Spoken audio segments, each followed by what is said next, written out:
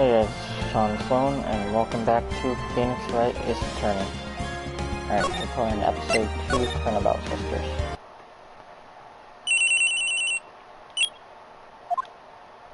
Hello? This is Maya.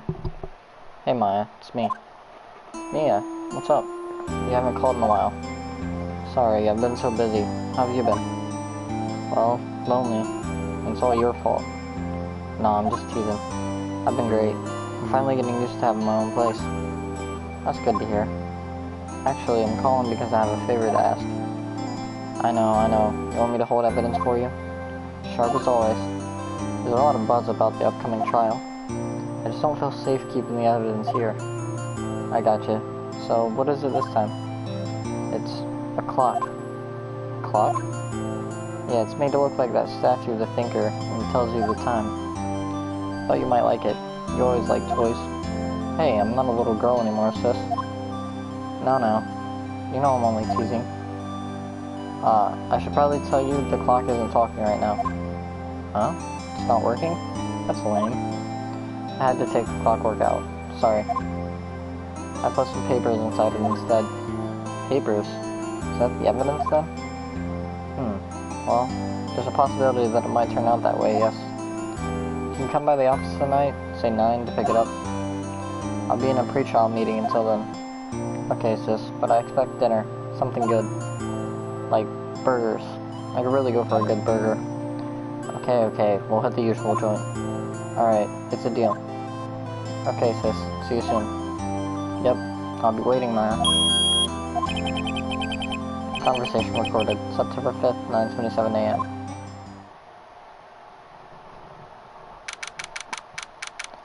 September 5th, 8:57 p.m. Faye and Co. Law Offices. Now, Miss Faye, I'll take what's mine. The papers? I'm sorry, but I can't give you what I don't have. Miss Faye, you're a poor liar. Why, I see it right over there. That must be the thinker that swallowed those papers. How could you know? You're not cogniferous of my background. Gathering information is my business, you see. I should have been more careful. My dear Miss Faye, I'm so very sorry, but I'm afraid I must ask you for one more thing. Your eternal silence. Farewell, Miss Faye.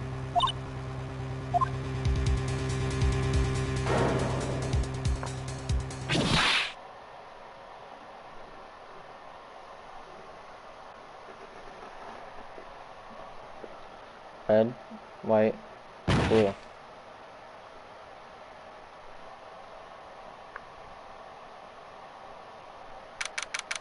September 5th, 9:08 p.m. Faye and Co. Law Offices. Uh-oh, I'm late. Huh? That's strange. Guess the chief left without me. She said her sister was coming over, so we should all go out for dinner. What's that smell? Blood? Mia! Maybe she's in our office. Okay. Smell blood, and that can't be good. I have to check and see if Mia the chief's okay.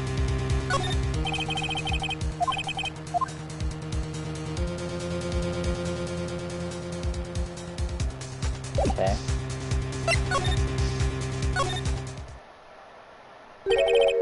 What smell? Blood. Sis? Someone's there. Chief? Chief? Chief!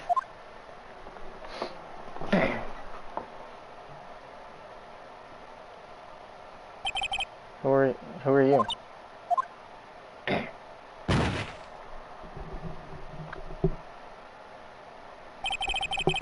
The strange girl dropped out cold. I left her lying on the office sofa. I went back to the chief where she lay under the window. Her body was still warm. I could feel it when I held her shoulder. Then, all too quickly, it began to fade, till finally she was cold. Chief?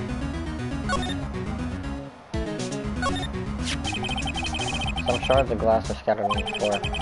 Seem to be the remains of a glass light stand. Okay. The chief's chair. Simple, functional design. Feels pretty good to sit in, too. Okay. There's a large building right across from the office. The Gatewater Hotel. A nice, luxurious place.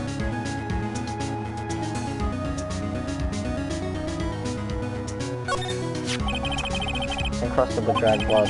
How ironic that this became the murder weapon. Again.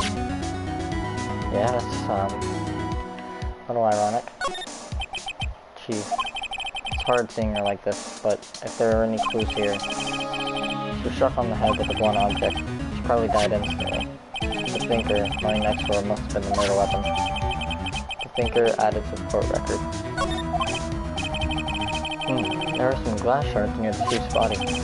Must be pieces of the glass light stand lying broken in the back of the room. Glass shards added to the court record. Nothing else that seems like a clue here. A piece of paper. It must have fallen from Mia's hand. What could it be? It's painful to look, but I have to, for Mia's sake. Looks like she was hit in the head with a blunt weapon. She probably died instantly. The word is written in blood on the scrap of paper. Maya? Did Mia write this? This piece of paper is a receipt from the department store, dated yesterday. She added to the court record. I think that's enough snooping around for now. I better call the police, find out what that girl was doing here.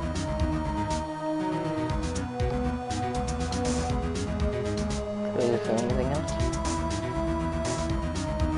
Oh, alright. So, Mia is just gone. That girl just now, where did she go? I put her right there on that sofa. Uh-oh. Hope she didn't run on me. Yipes. Don't scare me like that. Excuse me, but who are you? It's okay, I work here. Maya. Maya Faye. Maya Faye? Maya? So Mia was writing this girl's name. Maybe I should show her the receipt. I never thought there'd be a use for evidence like this outside the courtroom.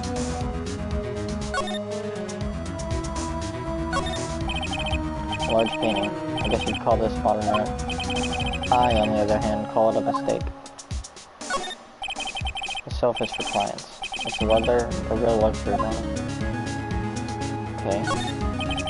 The doors of the chief's office. It's slightly open. I better not touch the doorknob. You couldn't cram more legal books in here even if you wanted to. You can gaze upon the shelves without feeling insignificant. The reception desk. I usually sit here. Small writing desk cluttered with office supplies. Okay.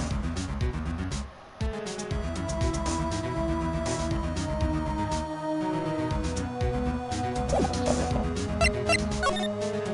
What happened? She seems to be in shock. I don't want to disturb her, but I have to know. Excuse me? Can you tell me what happened? I came in, the room was dark, and sis, so she was already dead. You and the chief. So, you're the chief's sister. I'm her younger sister. And you were here visiting? This late at night? Yes, she said she wanted me to keep some evidence for her. Evidence? Yes, it was that clock. It was the thinker. Nope. Oh.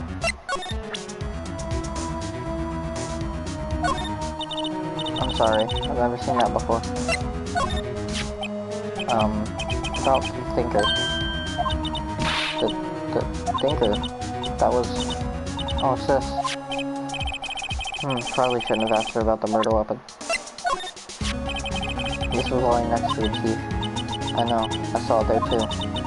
I thought they might be pieces of the light stand. Maybe. Never heard of a glass light stand before. Okay.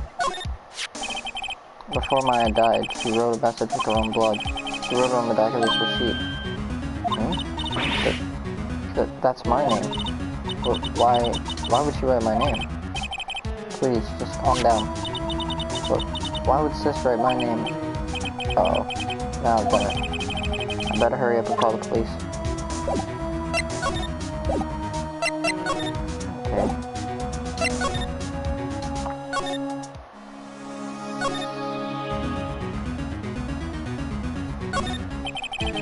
All the chief's important documents attached in here. This is where she filed her case records and recent... whatever. Surprisingly, the chief would never go with machines.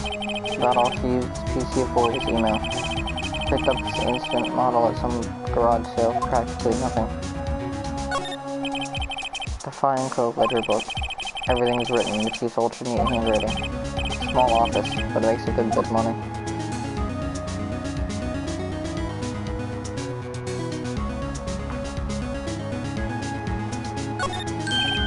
Right, I better call the police. That's fine. A few of the screws on the receiver are missing. Looks like someone was halfway through taking it apart. Police. Please, come quick. What was that? Someone screaming from outside the window? She's staring right at me. She's holding a phone in her hand.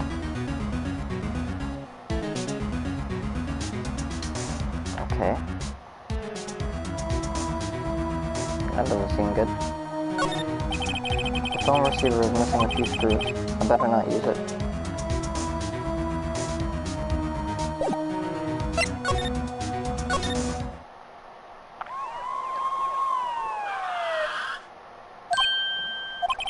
The police. Sounds like they're coming this way. Freeze. Police. Alright, I'm Detective Dick Gumshoe, see? Gumshoe? What an odd name. We received a report from the building across this way, or across the way, see? Got a person saying they saw a murder. It must have been that woman I saw. Anyway, I don't want either of you moving 1 inch, okay? Great. Just great. Maya, wait. She wouldn't have... Nah. Whoa. Excuse me. This word Maya here mean anything to you? That's my name. What? The victim drew this here note in her own blood, see? With her dying breath, she wrote down the killer's name. Killer? I'm not... Case closed. You're coming down to the precinct, ma'am. What?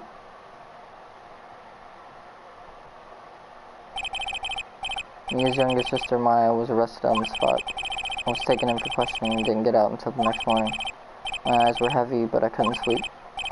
I sat around waiting for visiting hours to begin at the detention center. I had to talk to Maya as soon as possible. September 6th, 9:07 a.m. Detention center, visitor's room. Wow, they have poor Maya locked up like a criminal. Oh, it's you, the lawyer. Good morning. Good morning. She looks so tired. Are you gonna be my attorney? Well, that's what I wanted to talk to you about. It's up to you. I better give it to her straight. It's up to you. Up to me? Yes. I don't think this is something I should decide. After all, you're the one in trouble here. You're never gonna believe me, are they? Even you. When you found me in the office, you looked at me like I had done it. Did I look at her like that? No, I never thought. It's okay. I understand. And I've also heard about you. Heard? Heard what about me? I was talking to my sister on the phone the other day. Today was my junior partner's first time in court. Wow, really? How'd that go? It's quite the scene. Honestly, I was on edge the whole time. It's been a while. Huh. So he crashed and burned? He's a genius. One of those strike fear into the hearts of evil types. The only thing he's lacking is experience. Huh. Sounds like it was fun. Well, I know who to go to if I ever get into trouble now. I don't know, Maya. I think you might want to wait. Give him 3 more years. That is, unless you want to be found guilty. That's what she said. I'm sorry. I didn't mean to insult you. No, it's okay. It's true, I guess. But at the same time, I can't just sit by and watch. And I think the person who did this to Mia... I know. This guard monitors the visitor's room. He hasn't moved an inch. A real pro, this guy. Smile for the camera. Okay, talk. There's something I've been wanting to ask you. Yes?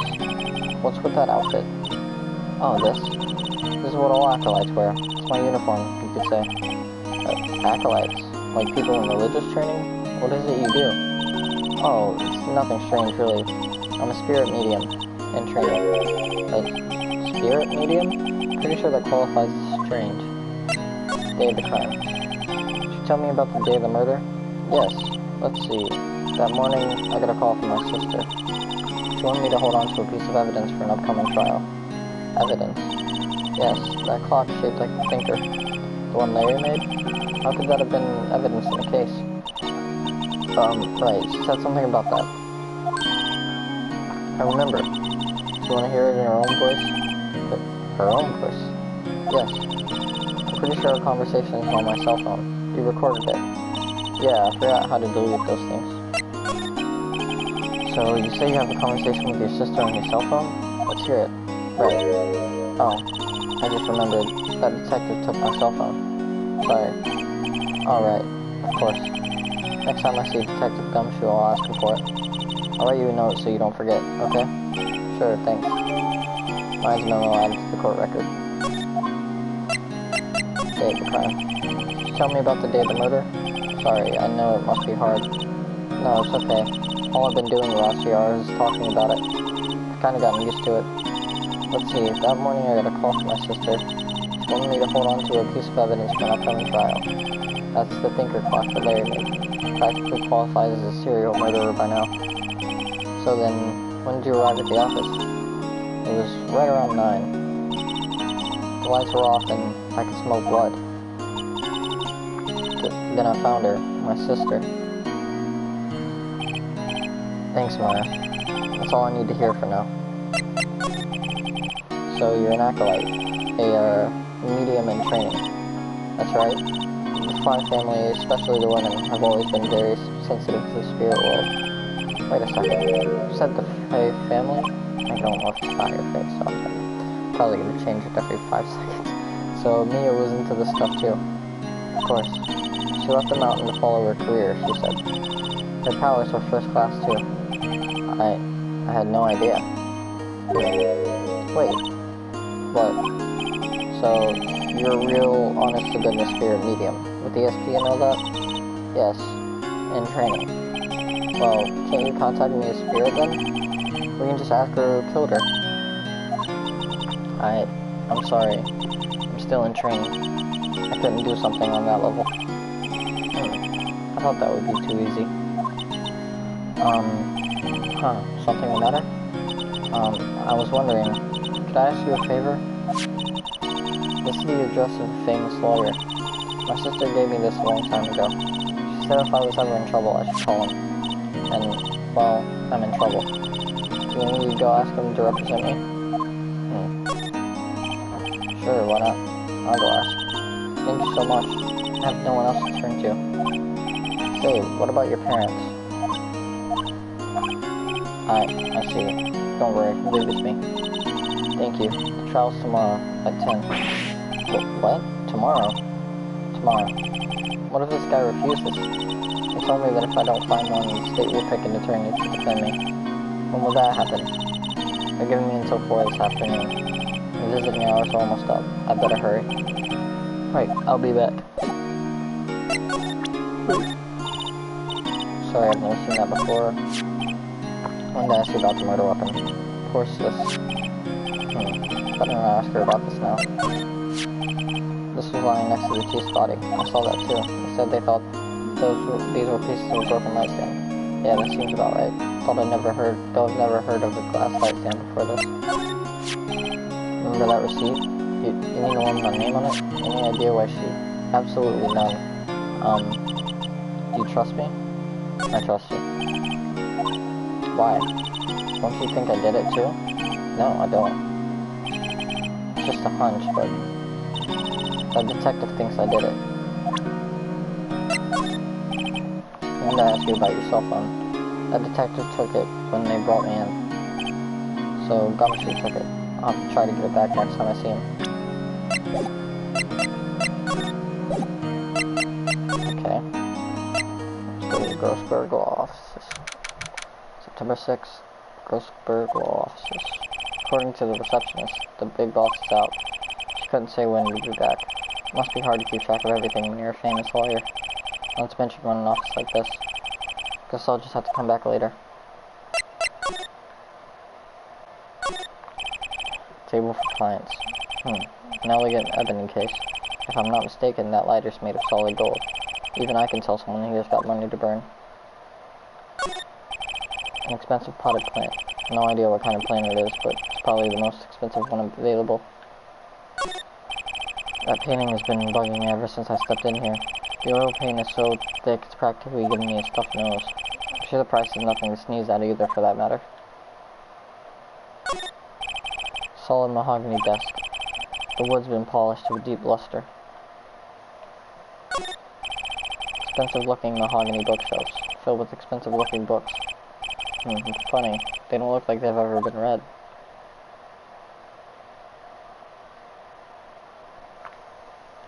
Okay. So that seems like everything here.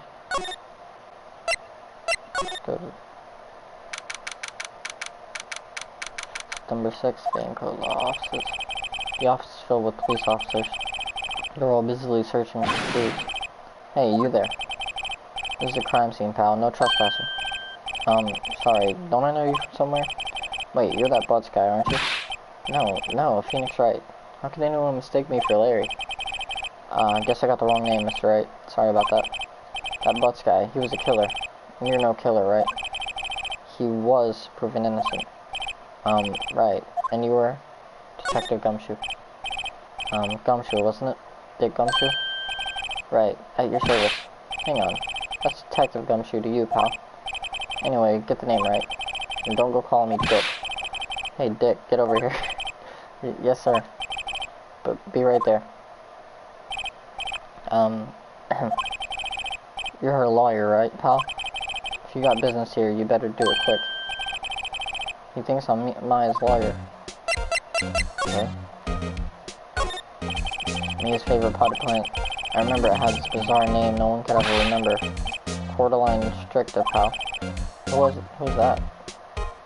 Wait.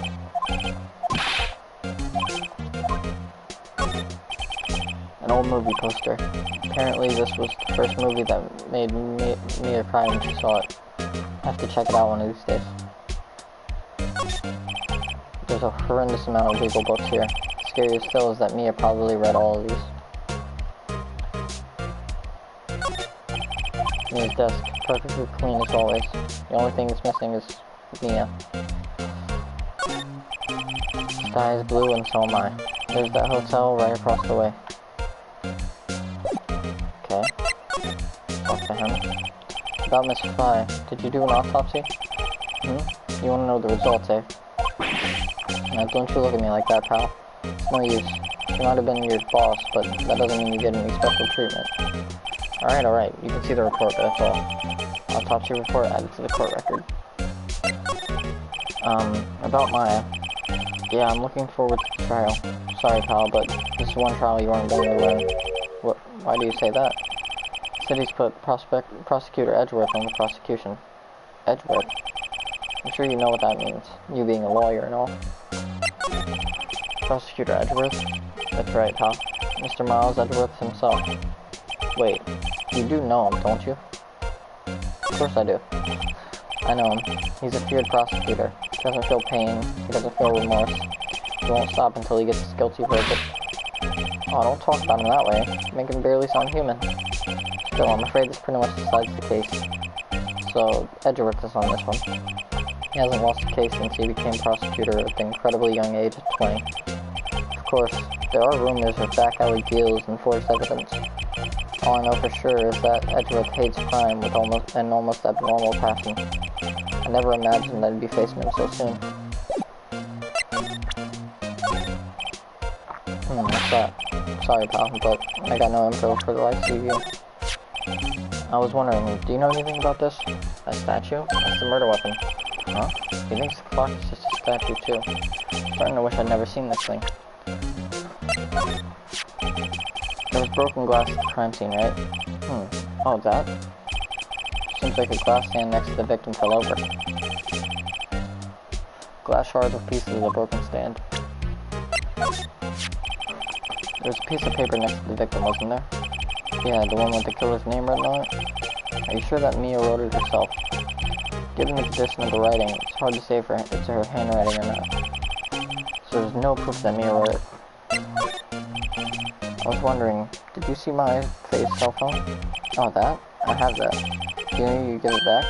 Sure. I mean, wait a second, pal. Tricky lawyer? Uh-oh, he's on to me. If I tell him why I want it, there's no way he'll give it to me. Something the matter? Oh no, it's just, you know, detective. Nope, I know nothing, pal. That cell phone has a lot of numbers on it, like her boyfriend's. Cell phone holds all a little girl's sweetest and spiciest secrets. You're trying to confuse me. Sorry, pal. I already checked all the numbers in memory. Impressive. You're quite the detective. Uh-huh. Oh, here. You can have the phone back. There weren't any suspicious call records in there, after all. Seems you didn't notice the recorded conversation. My cell phone received from Detective Gumshoe. Check the court record to hear the recorded conversation. I guess I've asked all the questions I need to. You all done, pal? Yes, thank you. I'll be heading out now. Oh wait, one more thing I wanted to mention to you. I don't suppose you're planning on talking to that witness. Anyway, you better not. No influencing the witness with your old lawyerly ways, pal. Come to think of it, I'd completely forgotten about her. The witness? Yeah, Miss April May. Sorry about this, but I can't tell you anything about her. Oh, you just told me her name. Miss May, huh? So you've sent her home already, then. You're trying your lawyer tricks on me now. She's not to go outside in her room until the trial. So, she's still in the hotel across the way? Guess I should know better than to try to get the detective to leak information. Got that right, pal. Time to pay a visit to Miss May. Seems you didn't notice it before the conversation. Thanks for this. Don't mention it, pal. When it comes to dealing with lawyers, fight fair and square. That's our motto. I don't know how I feel seeing everything written up like this. It makes Mia's death seem so routine. Okay.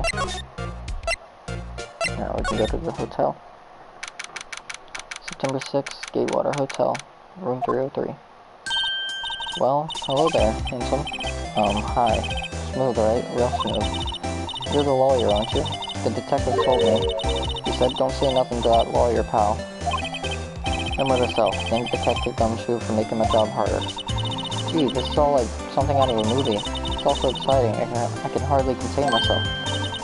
Oh, let me go freshen up so I can look the part of the beautiful eyewitness. What? I pity the lawyer that has to cross-examine this one.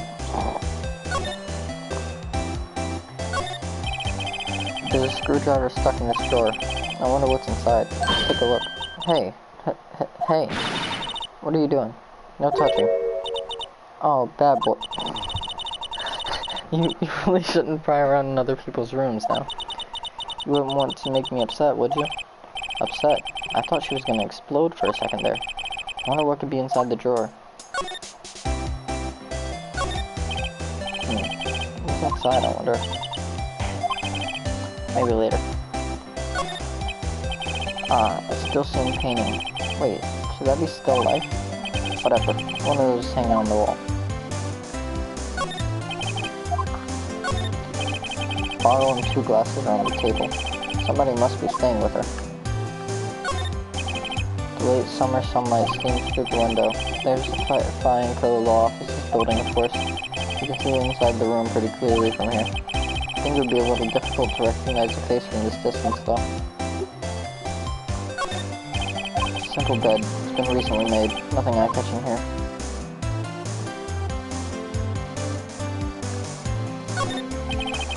Flowers are fake, as expected. I know sunflowers and tulips, but that's about the extent of my floral knowledge. Very well, you witness. Do you need to tell me something? I need you to describe what you observed at the time of the incident. Oh, observe? Incident? You sound just like a lawyer in the movies. I like a man with a big vocabulary. Better not encourage her. You know that thing that, happened the other day? The bad thing? What did you see when it happened? I don't suppose you could tell me about it. Pretty please? Let me see, well, dream on. If you want to know, you'll just have to come to court tomorrow, Mr. Lawyer. Oh boy. Could you just... Who exactly are you? Oh, Mr. Lawyer, are you hitting on me? No, hey, I'm just doing my job here. You know, you're cute when you blush. Believe me, this is the first time in my life I've blushed this much. Right, can you just tell me what it is you do? Well, no. And you had your little hopes up, didn't you? Oh boy. I see there are 2 glasses on the table. Someone staying here with you? Oh, what amazing powers of observation. Must be one of those things detectives like on television. Oh no, not me, I'm, just a lawyer. Say, Mr. Big Detective, why don't you go look for clues in the garbage? Miss Mai doesn't like nosy little lawyers. Oh boy. Well, excuse me, but I'm a witness. Police witness, you understand? How could I possibly give you any information in good conscience? Me, the witness. It's just like in the movies.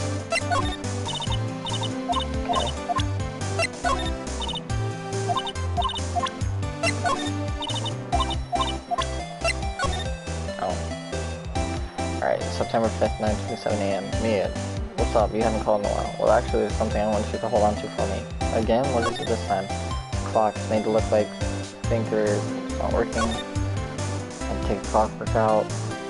Okay. I already knew all that. Excuse me. Okay. Shoot. Okay. She's not gonna tell me anything. Cool. Alright. Now let's go back here. Hey, what is it? Did you meet the lawyer? Sorry, I haven't seen him yet. I see. I better go see if I can find this elite lawyer she's talking about. No.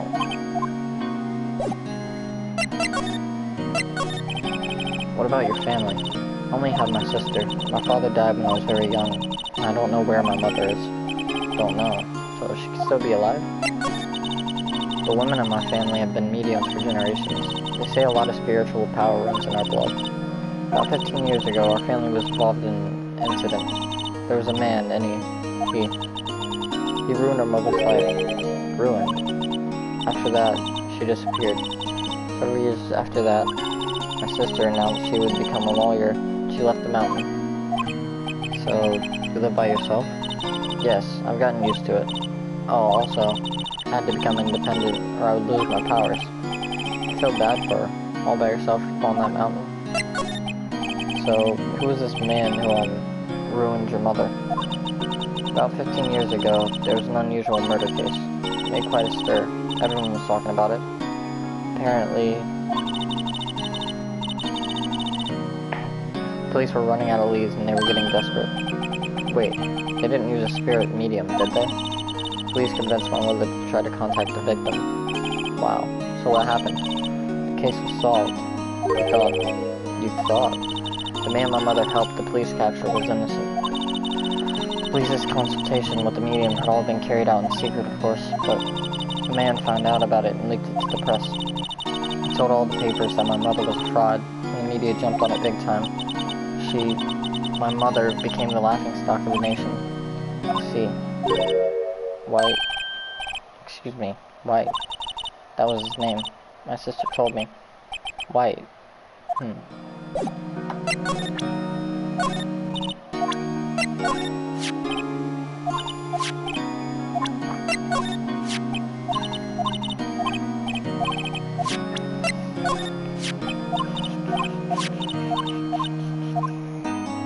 Okay.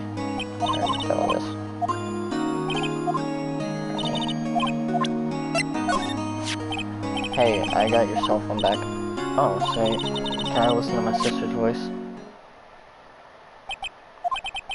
Maya's eyes closed. She listened to every word with such intensity. Before long, tears began to roll down her cheeks.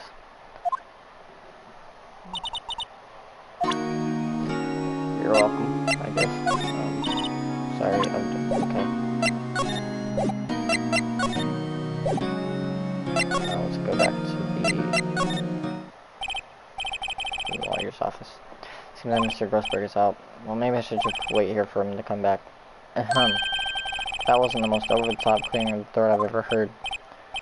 Aha, so you're the one they say has been looking for me. Yeah, that's me. He looks even grander than I imagined. That badge on your collar. Ah, so you're a lawyer, are you now? Yes, well, yes. And what do you want? I'm not particularly busy these days. Please proceed. Not busy? And how come no one could get in touch with you? Something the matter? Came to see the one and only Marvin Grossberg, did you not? Well, here I am, boy. What do you want? Out with it. Well, sir, actually, it's about Maya. Maya Fey. Ah, yes, Maya Fey. Go on. Why the strange reaction? I'm really quite busy here, son. I can't go taking cases on a day's notice. No, it's quite impossible. Wait a second. How did you know the trial was tomorrow?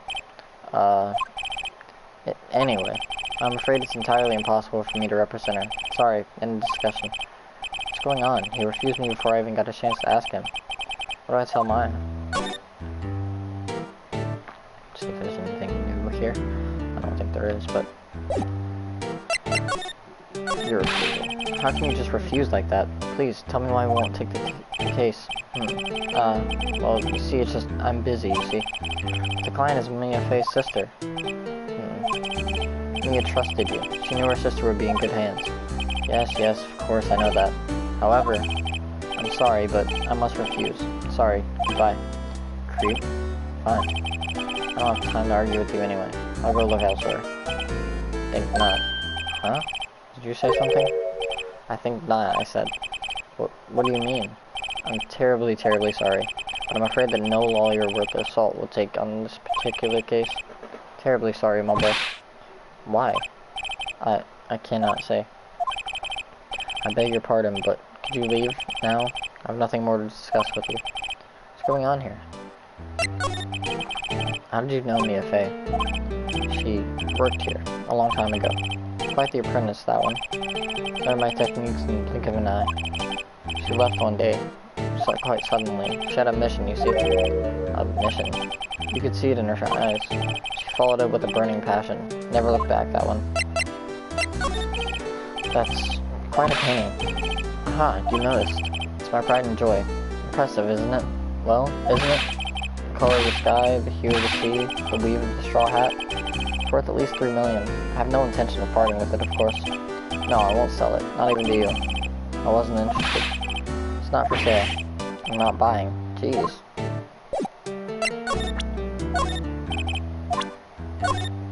I'm very sorry, but I've got nothing to say regarding this matter. Okay.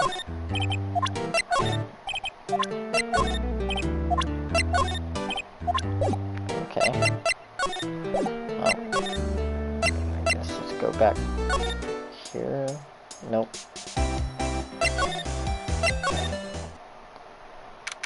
September 6th, 3:42 p.m. Detention Center, visitor's room. Hi. Oh, you're back. Did you find the lawyer? Well, what do I tell her? Well, see, just be honest. I really don't think you should use that guy. He didn't seem healthy. He was all skin and bones.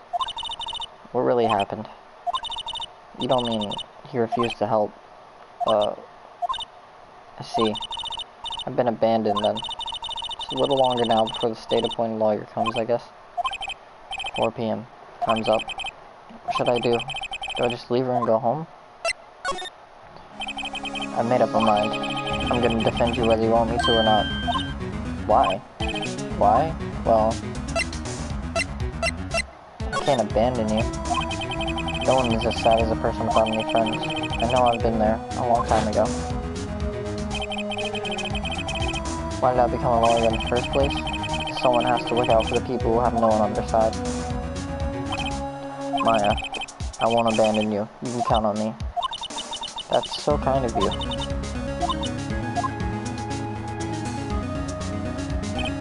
Well, let's fight this one and get you out of here. Right, thank you. She smiled at last. She looks like an entirely different person. One last question. You are innocent, right? Yes. And I trust you. So you trust me too, okay? It's a deal. So, what next? Something that's been bugging me. Just what was inside that strange woman's drawer? Because when I tried to look into that drawer, she got all defensive. There has to be something in there. Okay.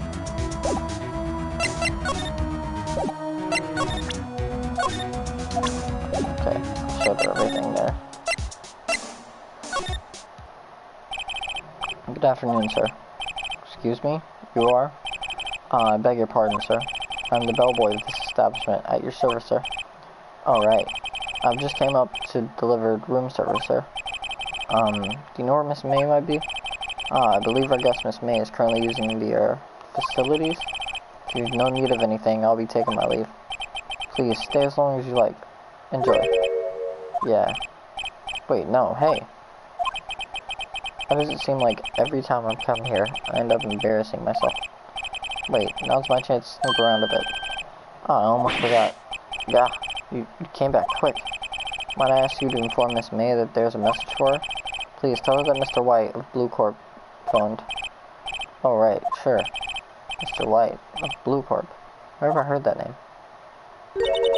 White. That was his name. My sister told me. White was the name of the guy who ruined me and Maya's mother. Could it be a coincidence? Doubtful. There's a screwdriver sticking out of that half-open drawer. Now's my chance to see what's inside. What do we have here? A fire trap. What would a woman like her be doing with a thing like this? Fire trap added to the court record. There's definitely something suspicious about this Miss May. Why would she have something like this in her hotel room? There's a story behind all this. I know it. Alright. I'll be using this bit of evidence in tomorrow's trial. That's for sure. For Maya's sake. I'll get to this woman's bottom. Wait, I mean... You know what I mean. Oh, bellboy. Still there? Uh-oh. Time to scram. I look forward to tangoing with you tomorrow, Miss May. In court. To be continued.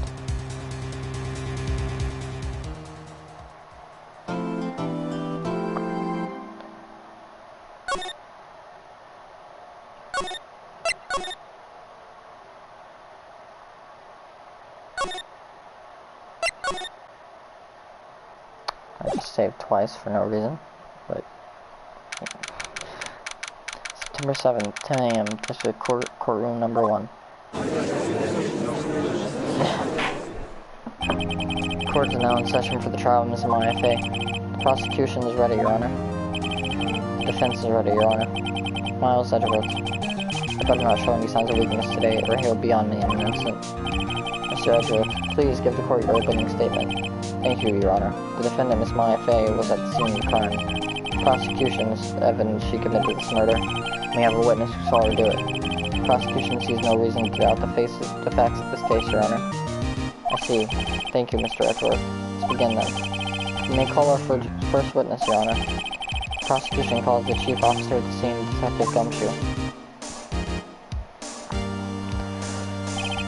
Witness, please state your name and profession to the court. Sir, my name's Dick Gumshoe, sir.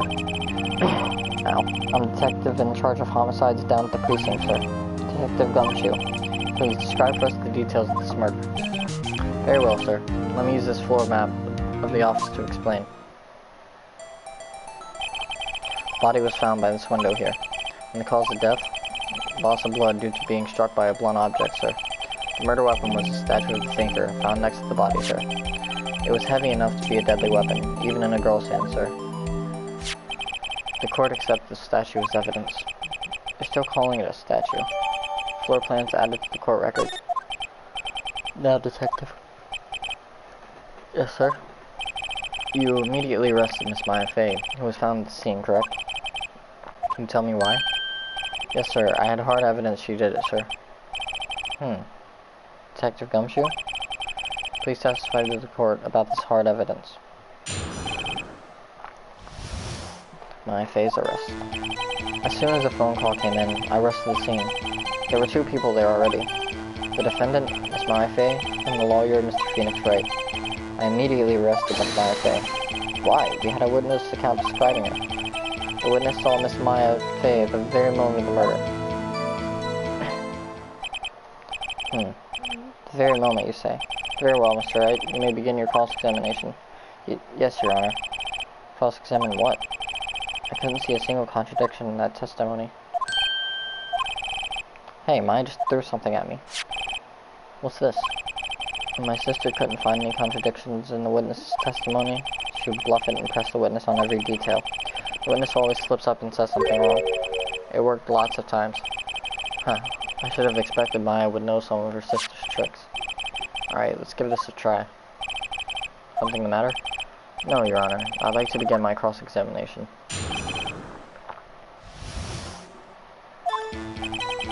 As soon as the phone call came in, I rushed to the scene. Who did you say you got a call from? Hey, pal, don't play dumb. You know who. The call was from a customer at the Gatewater Hotel, right across from the crime scene. Okay, I pressed. I'm not sure it did much, though. Right, please continue. There were two people there already. Detective Gumshoe, how long would you say it took between you receiving the call and your arrival at the scene of the crime? Right, I'd say it was about 3 minutes. But that's pretty fast. Our motto this month is quick response. That's how I got there before the killer got away. Indeed. So, tell us who the two people you found in the scene were. Yes, sir. Defendant Miss Maya Fey and the lawyer Mr. Phoenix Wright. Are you absolutely sure it was us? Listen, pal, your dumb act will only get you so far. With her funky hippie clothes and your spiky hair, you two stand out like suspicious people at a crime scene. Well, it does have a point about her. She's pretty unmistakable. She picked my points and pressed with a little more care. I immediately arrested Miss Maya Fey. Why's that? What's your reason? Why? We had a witness account describing her. Hold on, just 1 second. Yeah? If I heard correctly, you said you arrested her because you had hard evidence she did it, correct? Did I say that? Me? I heard you say it. You did say it. You said it.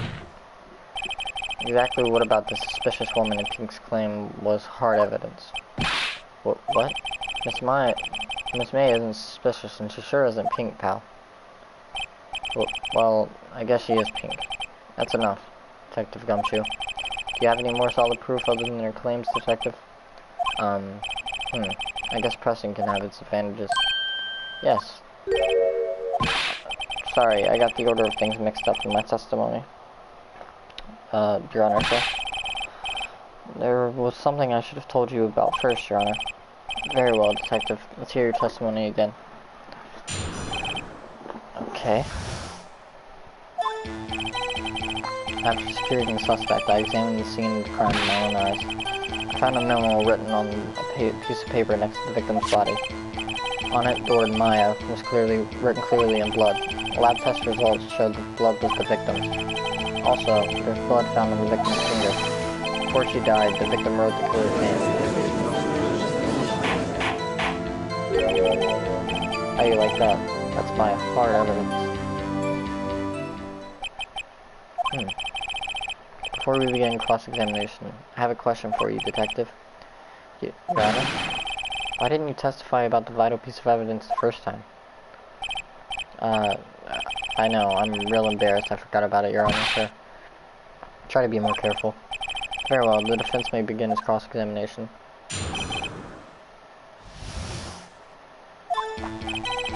After securing the suspect, I examined the scene of the crime with my own eyes. And did you find any evidence? No, don't jump the gun on me, pal. Just listen, I'm getting to the good part. I've got a bad feeling about this. I found a memo written on a piece of paper next to the victim's body. Just because you found it next to the body doesn't mean the victim wrote it. Then who did write it? Smarty Pants? Who, the killer. The killer. Anyone can see that. You're saying the killer wrote her own name. Buddy, please. She was framed. Hold on. If that's the case, where's your evidence? I guess that was a bit of a tall order for you. Those without evidence shouldn't open their mouths, Mr. Wright. Yeah, pal. Well, Detective, tell us what was written on that memo you found. On it, the word Maya was written clearly in blood. Do you have proof it was Mia who wrote that? Of course I do, pal. Uh-oh. You sounded pretty confident. This might not be good. Lab test results showed that the blood was the victim's. What kind of tests were these again? Huh? What kind? Well, I hear they take the, little bits in the blood, your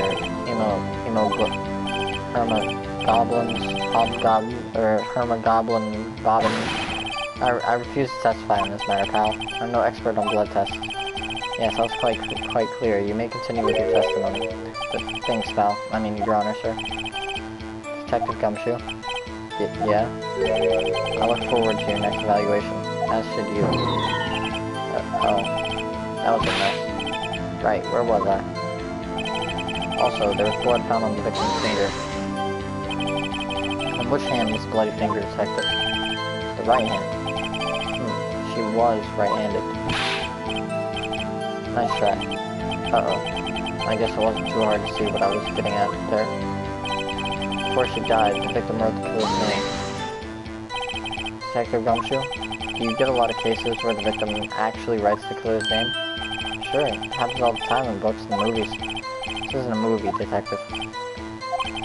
Let's talk about reality, shall we? I guess I haven't heard of many cases, no. Don't you find it a little odd that the victim would write down the name? Especially the name of her own sister? Yeah, actually, you got a point now. Stop right there. The witness's opinion on the matter is irrelevant. The facts are clear. The victim wrote down the name of the accused. The victim told us the name of her killer. Order. Order. I didn't go so well. That's right. What he said. That's his whole testimony. Okay, there has to be a contradiction in there somewhere. Let's find it.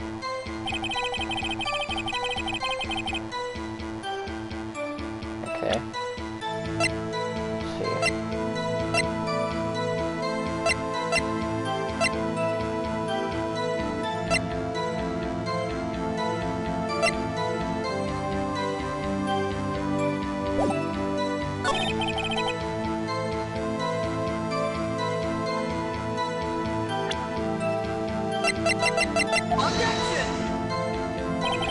Oh, shoot.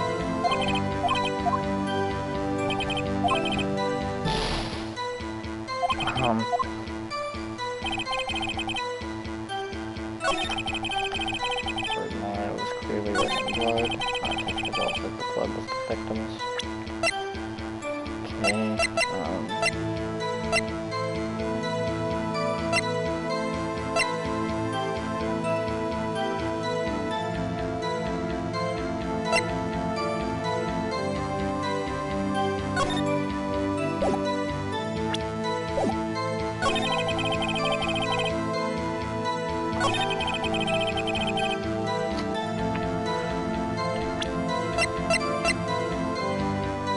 Okay, there we go.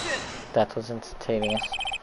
Detective Gumshoe, there's one thing I want you to clarify for me here. You say that the victim, Mia Fey, wrote this note, that she was accusing the defendant, Maya Fey. That's really what you're saying? What? This isn't one of those lawyer tricks, is it? Of course she wrote it. Who else could have? You have it backwards, Detective.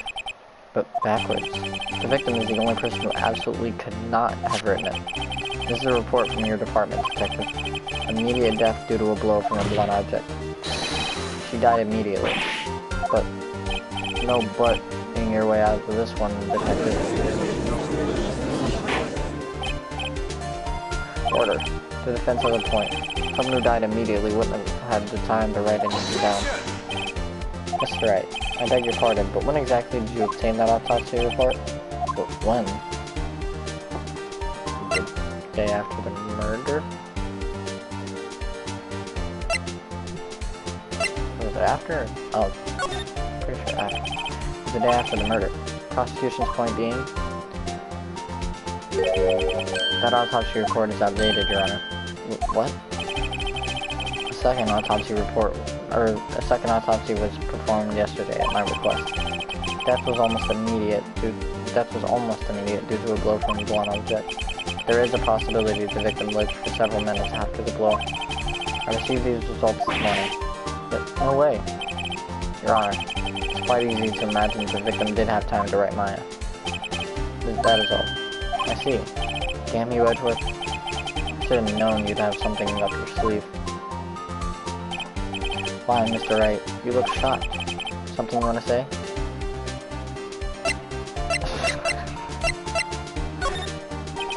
Mr. Edgeworth, I've heard there's nothing you won't do to get your verdict. What reason could you possibly have had to request a second autopsy report? Mr. Wright, the defense will refrain from personal attacks on the prosecution. No matter, Your Honor. Mr. Wright, say what you will. This evidence in this report is undeniable. Your Honor, I submit this report to the court. Understood. The court accepts the evidence. Well, Your Honor, the evidence strongly suggests the victim was identifying the killer. I suppose that's the obvious conclusion, yes? Darn, this isn't good. The prosecution would like to call its next witness. This poor innocent girl saw the murder with her own eyes. Did she now? Let the witness, Miss April May, take the stand. Exactly what part of her is innocent?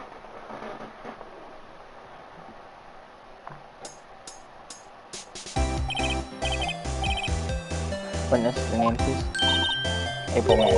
At your service.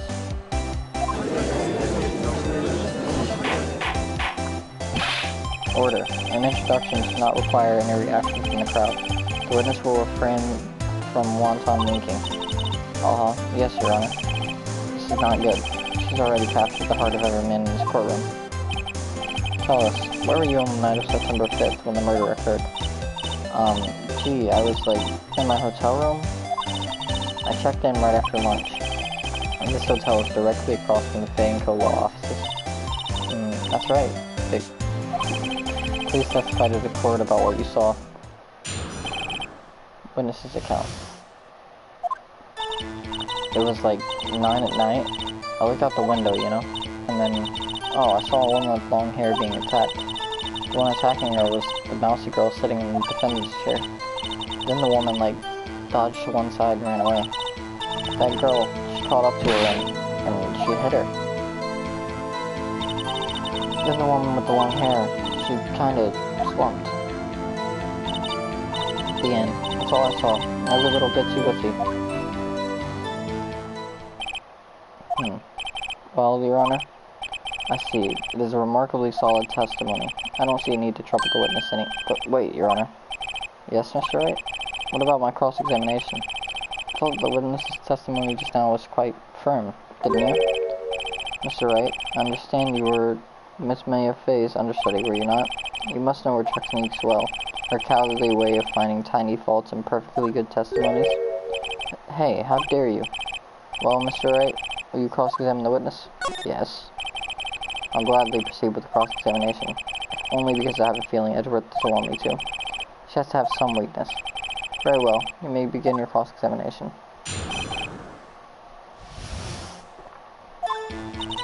It was 9 at night. I looked out the window. Okay.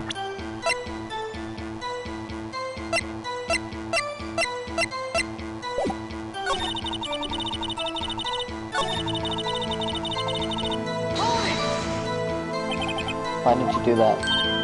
Huh? Why? Why what? Why did you look out the window?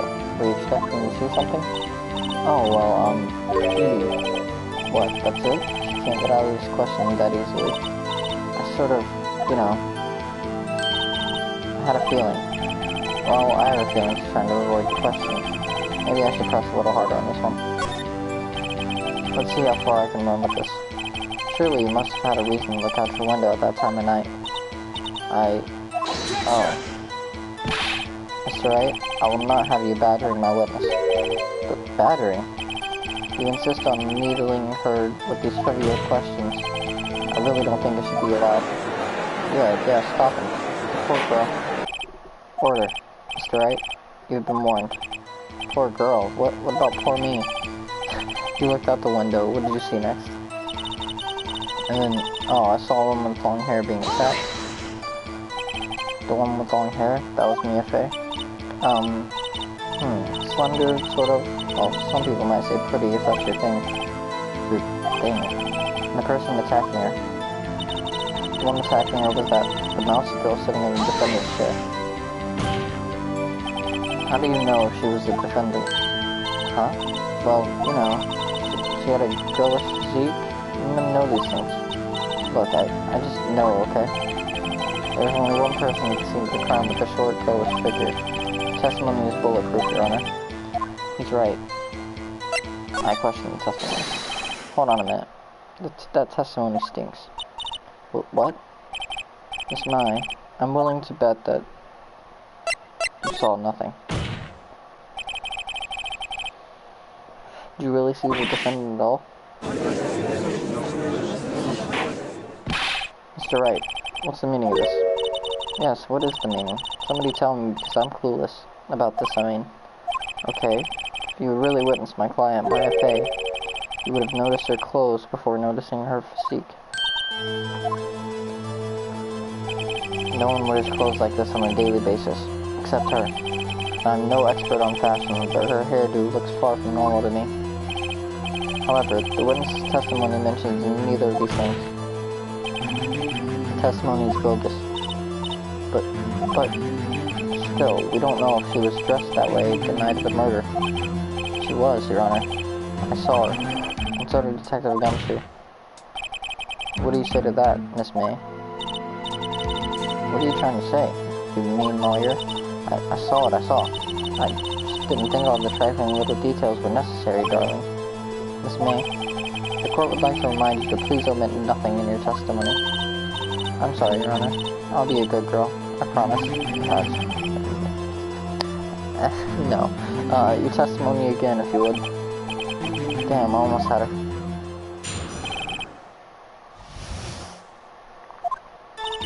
I did see everything. I did. The victim, the woman, dodged the first attack and ran off to the right. Then the girl in the hippie clothes ran after her. She hit her with that weapon. I saw it. I did. That clock, the kind of statue clock? The thinker, I think? Well, is the accuracy of my report not startle you?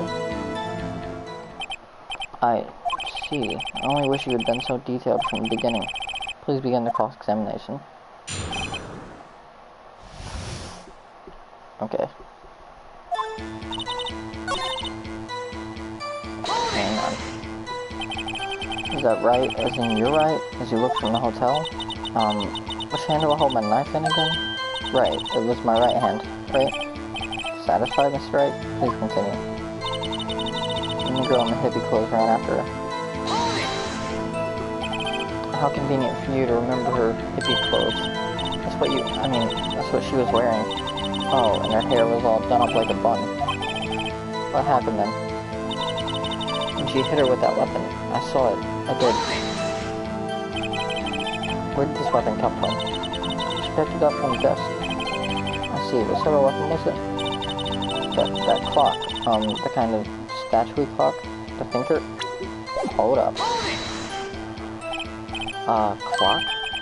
Didn't this come up in another testimony recently? Well, don't look so sour, Mr. Lawyer. You can't win them all. No, but I have a feeling I'm onto something now.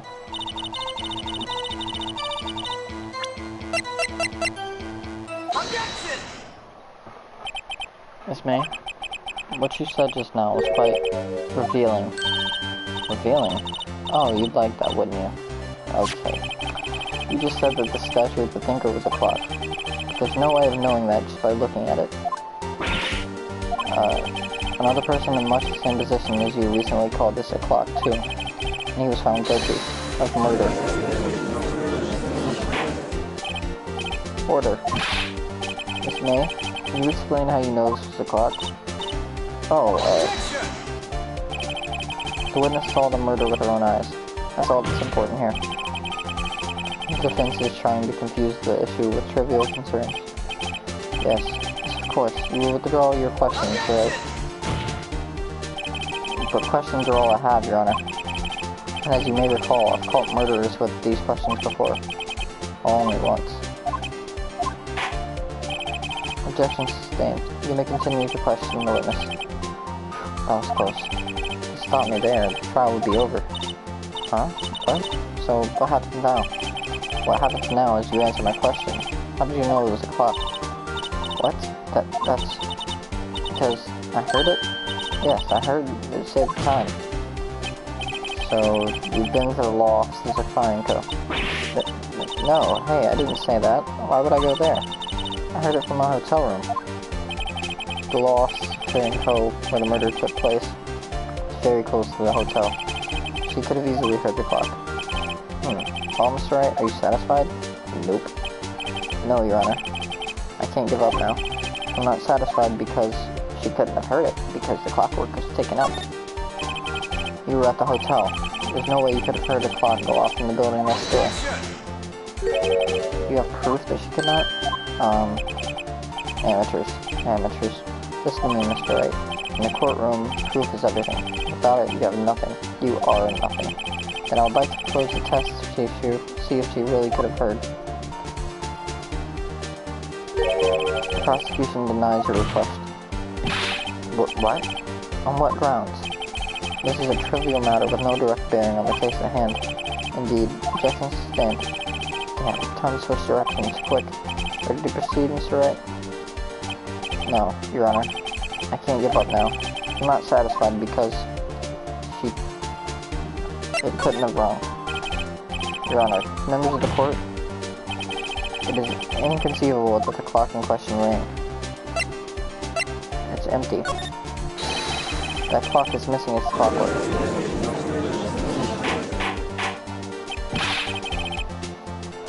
How could you possibly... Just take a look, right now. Oh. See anything interesting, Your Honor? It is as the defense says. This clock is missing its clockwork. It's quite empty. Mr. Wright, would you care to explain to the court the meaning of this? It is as you can see. The clock was empty. It couldn't have rung. Therefore, this witness is a big fat liar. Fat? Well, Miss May?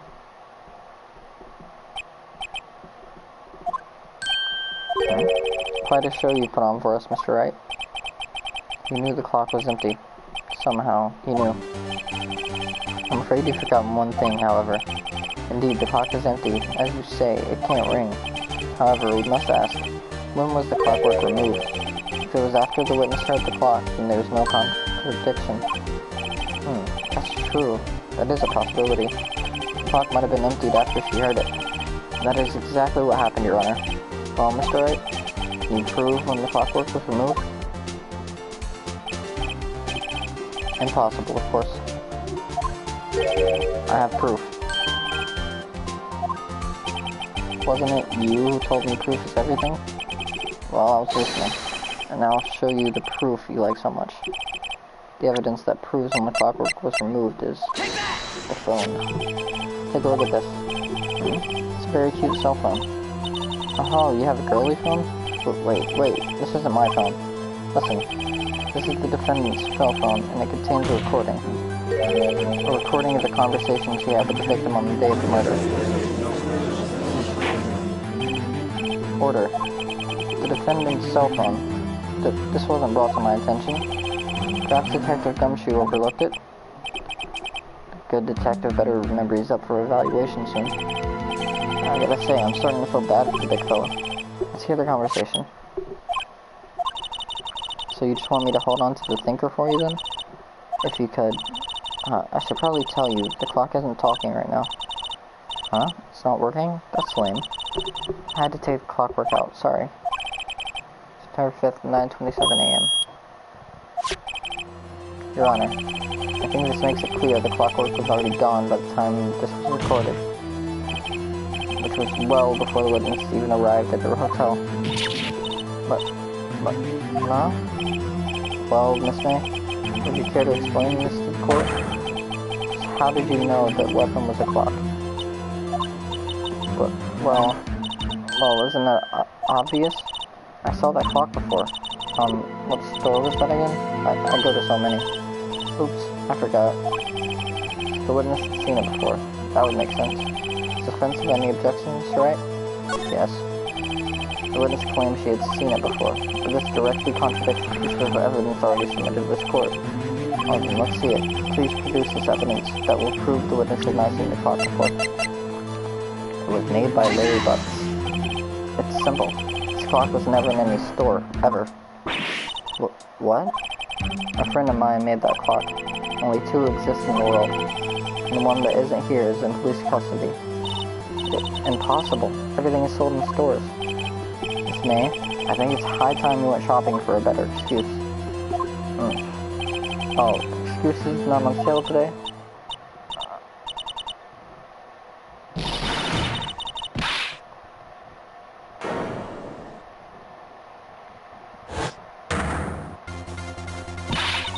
What's it to you, porcupine head? That stupid clock doesn't matter, okay? She did it, and she should die for it. Die. Okay. Whoa, let's not get ahead of ourselves.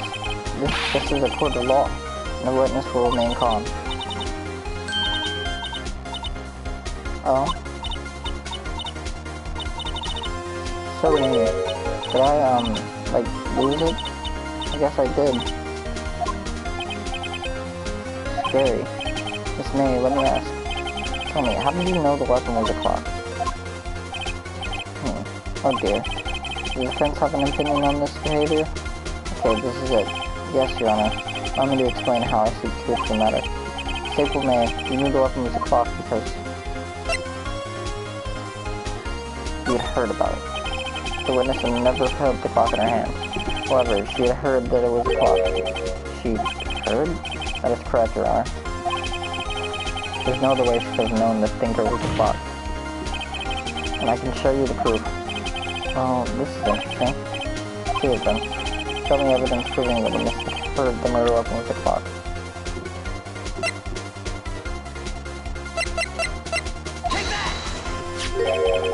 Have a look at this. That? I found this in Miss May's room. Mr. Wright, please explain to the court what this is. Miss April May? You were tapping the victim, Miss May's phone, PFA's phone, weren't you? Oh. Your Honor, this is irrelevant. I'm not entirely sure that it is. Objection overruled. It troubles me that our witness was in possession of a wiretap. This is outrageous. Does the defense truly claim that the witness was tapping your phone? Absolutely. Even if that was the case, which it's not, you still have to prove one thing. Did the victim ever say that the weapon was a clock on the phone? You prove that? I think not. Oh yeah? I think I can. Simple. What? Here's my proof. Proof that the victim said on the phone that the victim was a clock is. Literally says it. I present the defendant's cell phone. Yes, we've seen that. Listen once more to the conversation between the defendant and the victim. Mia, what's up? You haven't called in a while. Well, actually, there's something I want you to hold on to for me. Again? What is it this time? It's a clock. It's made to look like the statue, the thinker. It tells you the time. Miss April May, you used the wiretap to listen to this conversation.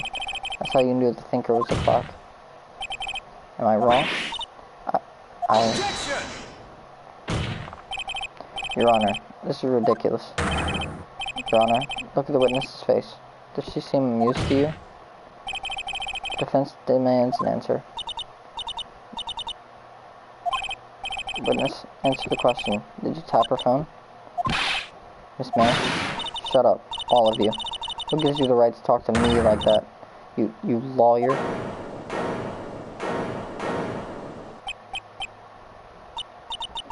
It's no fair. All of you ganging up on me like that. Oh, so I'm the bad girl, is that it? Is that it? Okay. That did it. The court's seen the real Miss April May now. Now to deal the final blow. Why the wiretap? Why did you tap her phone?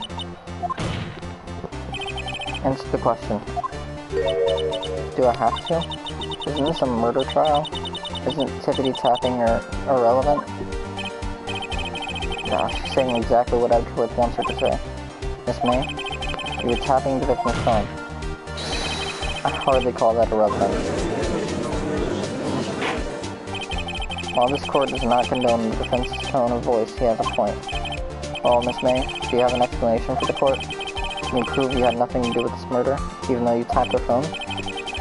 I'd like to see her pull that off. Mr. Lawyer, I saw that evil grin. You were probably thinking, I'd like to see her pull that off, weren't you? Damn, she's good. Well, you're not the first man who's thought that, and of course I can, and I will. Okay, you can't be serious. No way. Way, I say. Way. Oh, and I assure you I'm serious, Mr. Lawyer. Okay, so, the killing happened around 9 at night. Why, that's just when I was getting room service for that sweet bellboy. Room service? Iced coffee, I believe it was. Iced coffee, you know, like normal coffee, but cold. If you don't drink it quick, the ice melts and you have regular cold coffee. Iced coffee? Think I'm making this up? Ask a bellboy. Ergo, the witness was not on the scene at the time of the murder.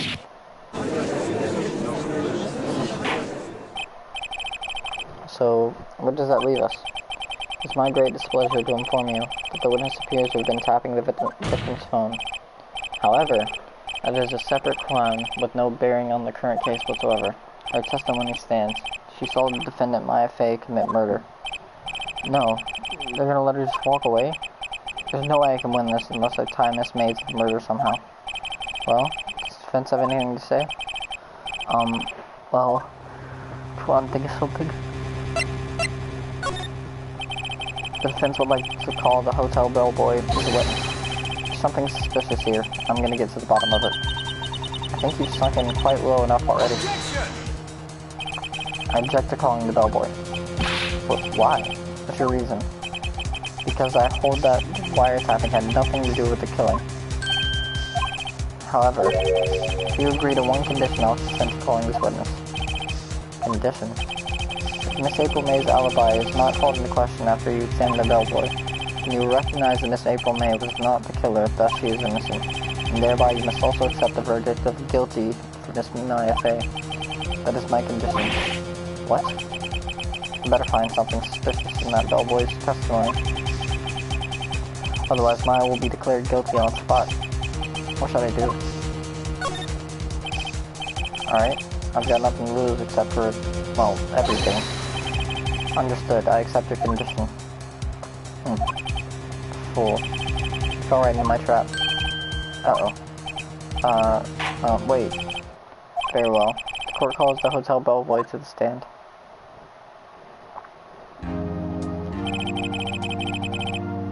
I believe we're ready for the witness to testify. It certainly does look like a bellboy. Yes, sir. I received your summons in the middle of work, sir. I'm happy to be of service. That tea set looks rather heavy, so without further ado, the witness may begin his testimony. Very good, sir.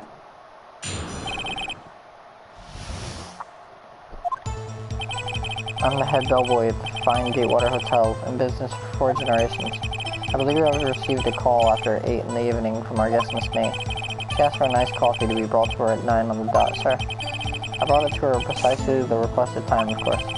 I delivered the iced coffee to our guest Miss May herself. I see. The defense may begin its cross-examination. Right. I'm ready. I hope. This is it.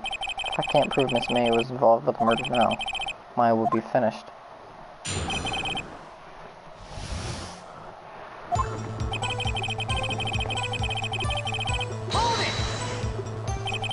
What exactly is it you do at the hotel?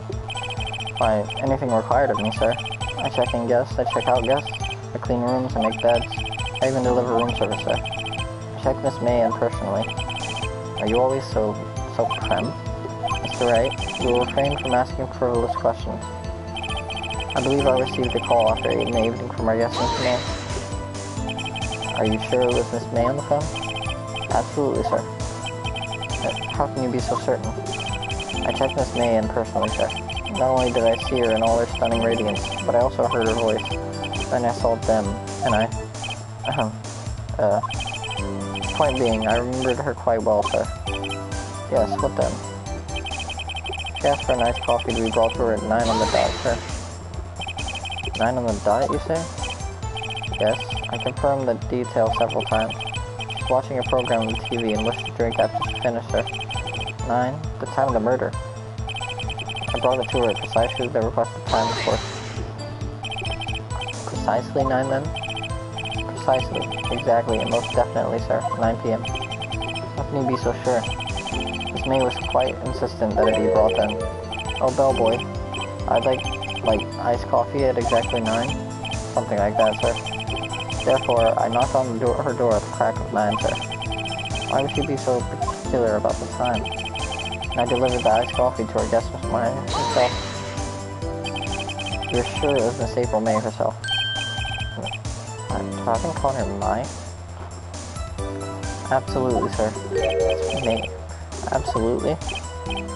Yes, sir, as in, so very absolutely, sir. It's an endearing mannerism of mine. How come you're so very certain? Well, when I brought the room service, sir, the guest, sir, favored me with, an embarrasser, sir. Embarrass? Embrasser? Embrasser. I called an embarrasser. Anyways, is that French for embrace? It's French for kiss, sir. But not a French kiss, sir. More of a peck on the cheek. Well, why would she have done that?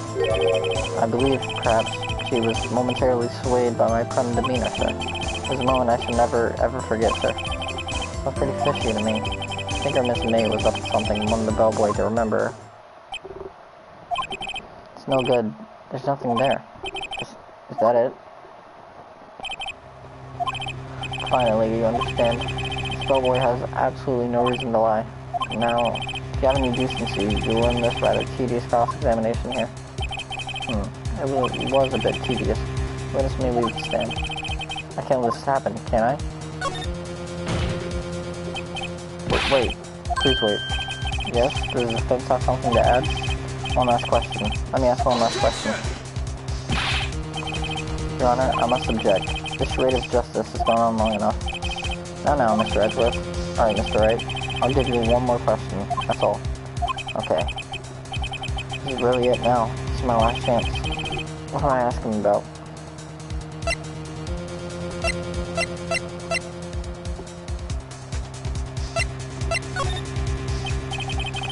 Tell me again about our room service? Again, sir? At exactly 9, I delivered a room service to Miss May in room 303. The guest had requested iced coffee. $18 was the charge, as I recall. I see. $18? Doesn't it seem a bit expensive? Yes, well, iced coffee for 2, you know. We don't skimp on the ice, sir. What did he say? What did you say? Rather, quite... Bellboy, tell us the truth now.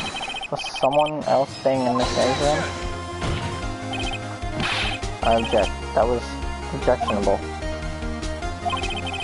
Objection overruled. The witness will answer the question. Yes, I see. Why did you not mention this in your testimony? Well, sir, you didn't ask. Nice try. That's the sort of thing you're normally supposed to mention. Yes, quite, indeed. It was the, good barista there, Mr. Edgeworth, who... He asked me not to mention it if I would specifically ask her. You fool. I've done it. I've won. April May checked into a twin room with a man, correct? Yes, sir. Then, when you brought them room service, you didn't see the man in the room? That's right, sir. Your Honor, We have just learned of another person involved who may have been the murderer. In light of this new fact, I hope it's impossible to judge the defendant. When you agree, Mr. Edwards? And who, Mr. Wright? Who is this other person? Simple. It was the man with Miss Wade. The man who checked in with Miss May. Your Honor, as has been previously revealed, Miss April May was tapping the victim's phone. Yet Miss May herself is the alibi at the time of the murder. However, that does not clear the man that was with her. The bellboy saw no one else in the room at the time of the murder. But, my, what a convenient little setup. But it's too late. Too late? I suppose you'd like it if it was too late, wouldn't you? After all, it was you who hid the presence of the other man from this court. Upstart. Amateur. These accusations are ludicrous. Enough. The court acknowledges the defense's argument. I expect the prosecution and defense to look into this matter fully. Am I understood? Yes. Yes, Your Honor. That is all today for the trial of my FA. Court is adjourned. September 7, 2:24 p.m. District Court, Defendant Lobby Number 1. Mr. Wright, you were amazing in there. Really? I think I might be your newest fan. Oh, I was just doing my job, you know?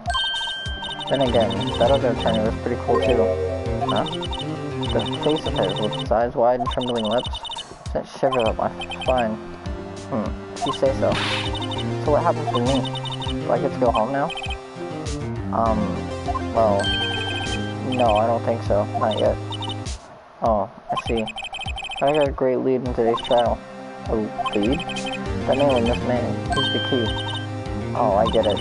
What happened to Miss May after that? Anyway, I heard they arrested her. I guess she's learning her charms won't work everywhere. She's probably at the detention center now. I may have to go down there later. Anyway, this case is far from closed. Yes, sir. I'm gonna find out more about this man. Do you think he was the one who... Maybe so. Sis. Don't worry, I'll find him by tomorrow, I promise. I'm counting on you. I asked for a full record of April May's testimony. I thought it might come in handy during the trial tomorrow, but now that I have it, I'm not so sure. Most of her testimony was all lies. In fact, there's only one part that hasn't been stricken from the record. May's testimony added to the court record. I don't know how much good this will do me at all now. Anyway, time to hit the pavement and do some investigating. Maya doesn't belong in the detention center, and something need to set her free. To be continued.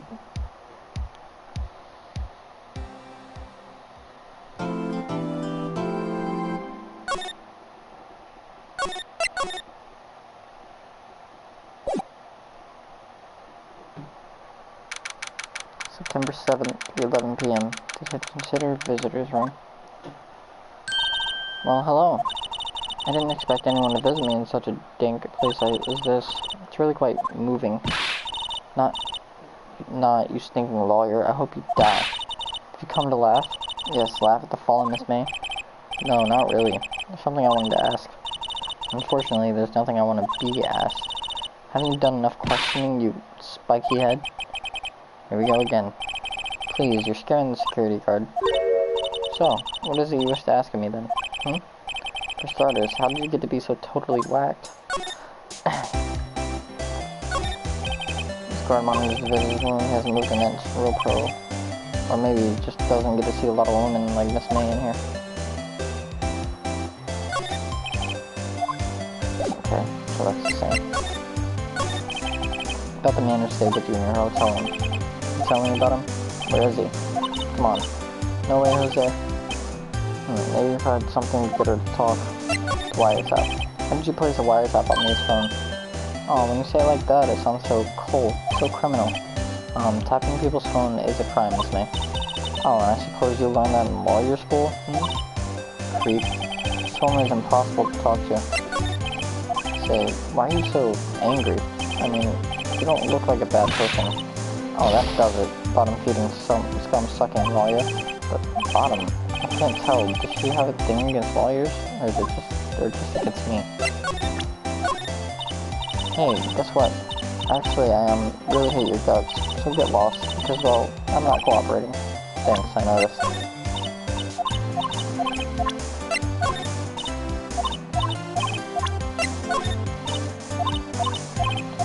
Okay, I don't think I have anything right now.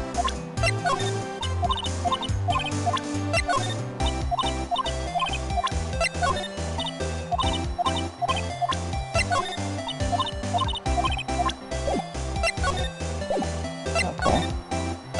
Let's go to Gatewater Hotel. It's number 7, Gatewater Hotel, room 303. Oh, welcome, sir. Quite the performance today, if I dare say so myself. Oh, thanks. Sorry for putting you on the spot like that. No, not at all, sir. Your efforts today can only help the Gatewater's rep, as they say. Huh? Rep? Yes, our reputation will swell as the hotel where the murderer used to tap. We can charge a premium for the room, of course. It would be great for business, sir. Whoa, Miss May hasn't been charged with murder. I, too, will become famous. The bellboy who brought the murderer iced coffee. Why do I feel like we're both stuck in the same bad dream? So, you're our honored guest. Please let me know if there's anything I can bring you. Nice weather again today. I can see the Fay & Co. law offices. Ah yes, we plan to install a telescope in that window, of course. It's $5 for only 3 minutes of a view to a kill. Just kidding, sir. By that look in his eyes, I'd say he was more than serious. Bottle and 2 glasses, the rest on the table. Why hasn't he cleaned these up by now? I beg your pardon, sir, but if you could please refrain from touching those. It's part of the decor. I call it the last drink before murder. You'll be famous. Talk of the hotel industry. Okay. Still seeing pain, whatever. One of those hanging wall. Vase, as expected, not good with flowers. Huh? There's still a screwdriver stuck in the drawer. Please leave that as it is, sir. That's the drawer of terror. Hiding place of the murderer's wiretap. It's set to become one of the most popular attractions here. This guy's serious. I don't believe it. Simple bed. It's been recently made, nothing eye-catching. Oh, Miss May. Oh, her? Sir, not to boast, but I knew the moment I saw her. She'd do it, I said. Do what? I'm starting to think the most suspicious person here is this guy. I wanted to ask you about the man who was with Miss May. Oh, yes. He struck me as a real lady killer, if you'll pardon the expression. I knew it from the moment I saw him, sir. He and I are one of the same ilk. We both carry the sin of danger. There we are in total agreement, Mr. Psycho Bellboy. If you had a photo of that man, I'm quite sure I could identify him. Photo? Could you tell me about this hotel? Absolutely, and on that subject, I have an excellent idea, sir. Currently, this hotel is known as the Gatewater. Suppose that we add a subtitle. A subtitle? Gatewater Hotel. Murder Manor. Well, what do you think? Sounds great. Whatever floats your tea set. I'm sorry. All I could think about during the trial was the hotel. Wasn't paying much attention to the evidence.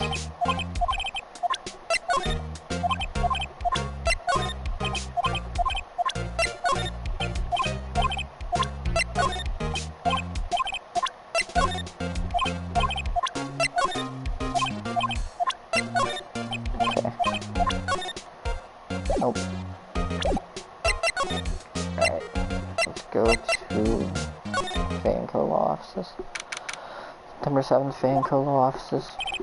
Looks like forensics is taking the day off today. Detective Gumshoe's nowhere in sight. Police really gave this place a working over. I doubt there are any valuable clues left. Suppose it can't hurt to take a look around though.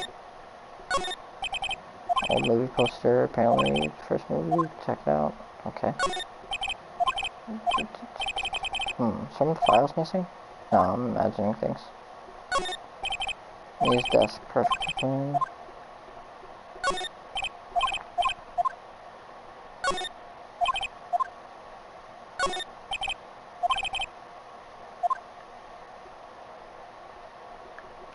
Okay. Alright, let's go to the Grossberger Law Office. September 7th, Grossberger Law Offices. Huh? Looks like Grossberger's out today. Good. Maybe he's avoiding me for some reason. Expensive potted plant, no idea what kind. Table.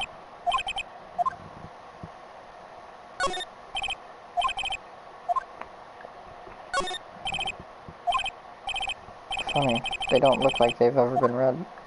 Okay. What's this? Old photos? There are 2 lying here. Something's been written in pencil on the backs.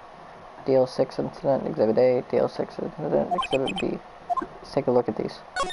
I'm sure I've seen this person somewhere. Perhaps I'll borrow this photo.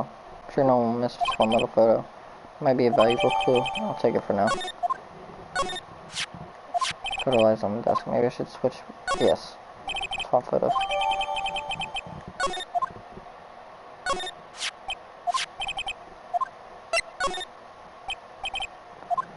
Okay.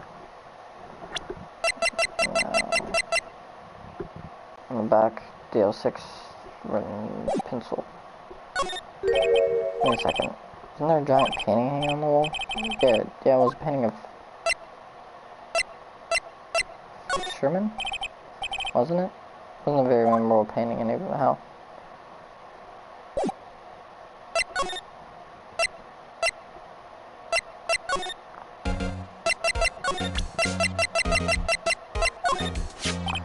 Take a look at this photo. That's him, detective. I'm the lawyer. Oh, I know that. I just wanted to say detective once. You know how it is. No, I don't. Without a doubt, that is the man who checked in with Miss April May. How about I write an affidavit swearing that that's him? An affidavit? This guy is way too excited about this. Have him write it. Well, sure, why not? Yes, I've always wanted to write an affidavit, sir. From henceforth, I will be known as the bellboy who swore the affidavit. Sure, have him write it. Bellboy's affidavit was added to the court record. Not even Miss May can play dumb to this.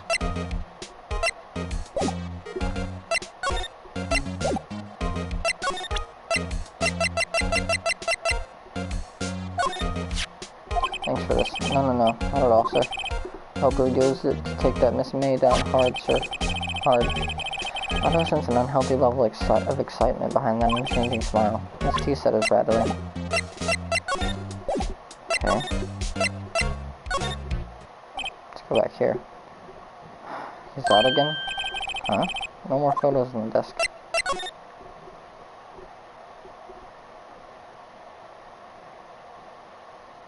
Okay, I don't think there's anything else here. Nope. I need to go here. You again? Can't you take a hint and stay gone? Hey, the only reason I'm back here is because you won't talk to me. Oh, so it's my fault now. You don't just have spiky hair, you also have a spiky heart. That does it. In this case, it's done. I'm shaving my head. About the man who stayed with you in your hotel room. Can you tell me about him? Where is he? I'm not telling. Look, he's being accused of murder. I don't think you want to be protecting him. Would you have sold the late Miss Faye to the cops? No. See? Damn. Maybe you've had something to get her to talk.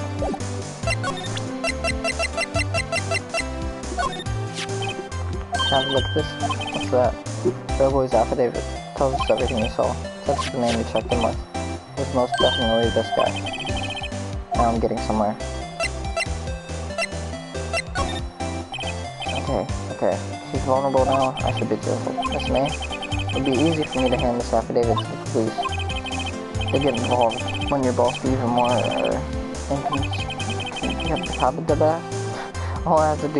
all I want to do is have a little chat with him. You won't tell me? Is that all you have to say? Yes. It's so easy for you to get the police involved, then why don't you? Somehow I think you're not up to it. Show them a little kindness and they all jump over you. That had the opposite effect to what I hoped. Aw, poor little lawyer. We were so close. This isn't working. I think I've worn out this piece of paper to usefulness. Damn it. That was affidavit discarded. Man, this photo is the one I want. Why did April May not want to talk about it? I must know him.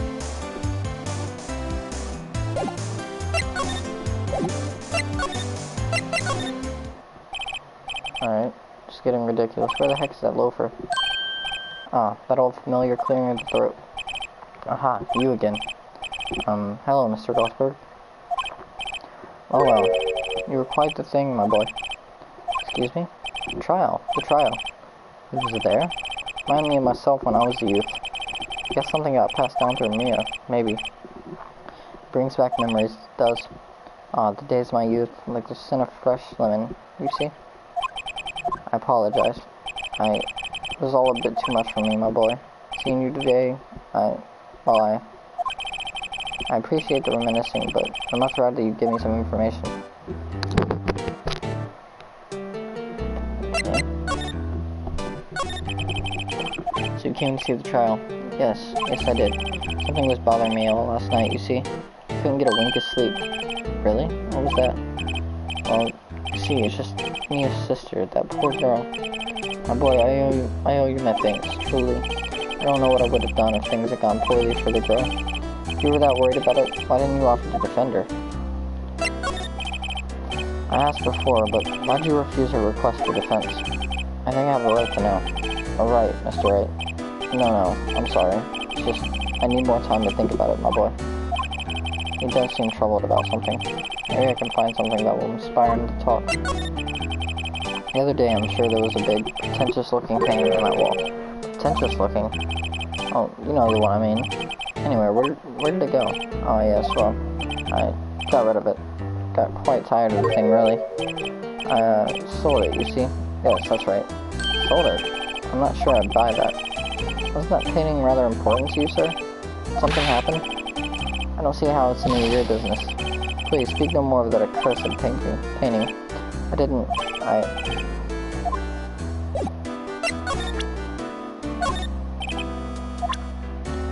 I beg your pardon, but I'm not at liberty to speak on the matter.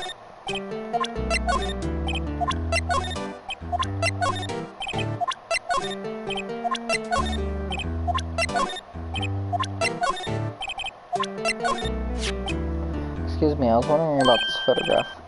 Where did you get that? I borrowed it. Well, give it back at once. Mr. Gosford, please tell me about the man in this photo. May have been in that hotel room with April May on the night of the murder. Do you know something about him? Anything? Very well. I'll tell you what I know. However, you didn't hear it from me, if you follow. I follow. That man is Mr. Red White. He's the president of Blue Corp. Red White. Blue Corp. They're something like a detective agency, right? They're information pros. They sell information, you see? Sensitive information. Despite his name, Mr. Wright has the blackest reputation of any man in this country. Should you run across him, watch what you say. You wouldn't want him digging up any dirt on you. Selling information. Sounds like blackmail. Can you tell me where Blue Corp is located? I suppose. Mr. Red White, at last. Finally, a lead on this guy. Even if April May couldn't have done it, he could have. Time to take action. Photograph returned to Mr. Gosford. Now I must ask you to leave. I need to think about things. Alone. Okay. September 7th, Blue Corp Inc. CEO's office. What's with the surreal decor? Welcome. Please furnish me with the title of your personage. Your name. What's your name? I was just inquirably asking the title that you go by. Wright. Phoenix Wright. Inquirably? Mr. Wright, is it? Right. I see. Splendiferous. Perhaps I have intimidated you with my giantesque vocabulary. What's this guy's problem? I'm Red White, CEO of Blue Corp. You know, corporate expansion official? My business dealings bring me into contact with the elite of the elite, so I'm afraid I'm not used to conversing with the wordly challenged. What a fruitcake. Let me guess. You're an attorney fresh out of law school, are you not? That's the only explanation for why you would come to me meet me like this. What does he mean by that? No matter. So what business does a mighty lawyer have with a man such as myself? This guy's arrogance meters off the scale. Huh? Haven't I seen this somewhere? Is this a replica? Ridiculosity. I have no interest in anything but originals. That right there is a bona fide original. Worth $5 million for sure. Best lineup of trophies. Judge a special runner-up. Best participation. Judges Cooperation Award. Special Good Try Prize. The worst judges and special kind of stand out. Statue of a man holding up the world. The Blue Corp sign certainly stands out enough. The model for the man is, of course, Mr. Wright. Truly a work of art. Probably too beauticious for you to appreciate, correct? Things look too beauticious for just about anyone to appreciate. I'm guessing this is supposed to be a desk? My mind, this is quite the thing. It's modeled on my body, see? Well, does its sleek, rounded sure not inspire you? Not really. This is the top floor of a 20-story building. The view is quite presidential.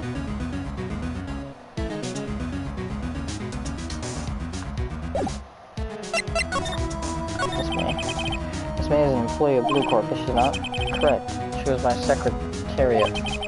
What a shock it was to hear what she has done. What she has done? You mean the wiretap? Indeed, she's paid to answer phones. Tapping them is not in her job description. She does gather information for us as part of her duties, but I assure you, we do not condone illegal methods. It is ineffable that she would do this. Someone is trying to turn Miss May into a scapegoat. On the night of the murder, were you in April May's hotel room? Who can say? I seldom pay attention to mundane details such as time and place. My motto is, don't worry, be happy. Still, Mr. Wright, the hotel bellboy is stated on the record that he does remember you very clearly. No matter. The bellboy can say what he pleases. He still won't talk to you. If you want me to speak, put me on the witness stand. Though I doubt you'd be capable of doing that. Here is a good question, actually. Why didn't the prosecution call him as a witness? He should have seen the same thing as April May. The police, the courts. To me, they are mere toys, playthings for my amusement. What kind of company is Blue Corp anyway? Ah, excellent question. We buy and sell various kinds of information. We are a company of the future, you might say. We are the future. Sell information? In just 10 years, I built this business up into the grand office you see now. Oh, in case you were wondering, Blue Corp was named after the color blue. I, Red, White of Blue Corp, and as founder and CEO, named it so. And why, you ask? Because I like the color blue, of course. Fantabulistic, is it not? There's something that's been bothering me. Yes, what might that be? That big painting on the wall over there. I've seen it before. No, I've actually seen that painting before. Oh? Just yesterday, actually. Your point being? My point is simple. Rather, my question is simple. Why is that painting hanging on your wall? Mr. Wrong, was it? Right. It appears you do not fully grasp your position here. I ask again, who are you? A lawyer? No, my feeble friend, a mere lawyer. Worth nothing. Zilch. Zippo. Nada. Just like that sorry excuse for an attorney, Grody Burger. What?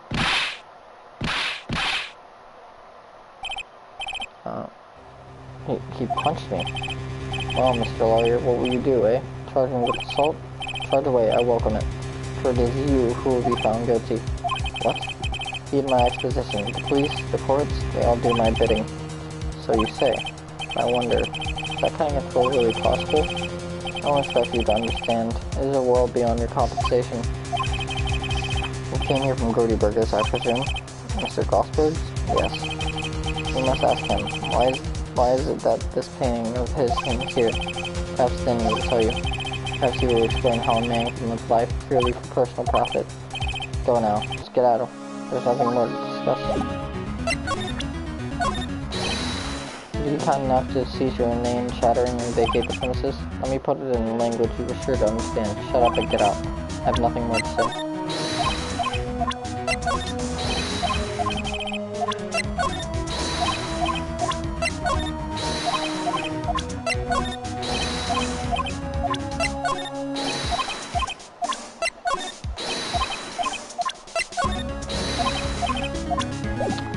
Okay.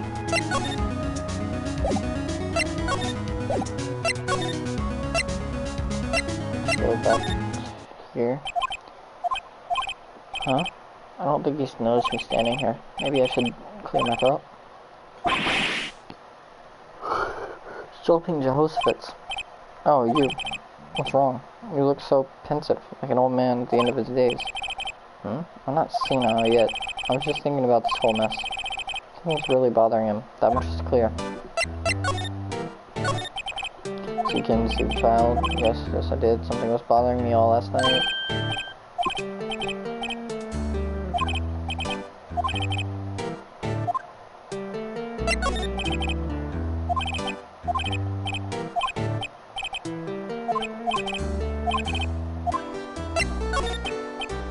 father paid Blue Corp to visit.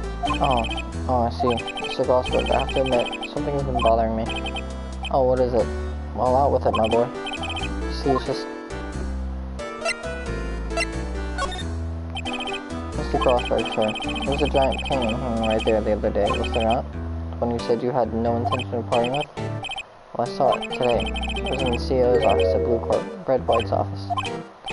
So, you noticed. I suppose I should have guessed you would. It is a large painting. Mr. Grossberg, I know you and Mr. Wright are connected somehow. Connected, you say?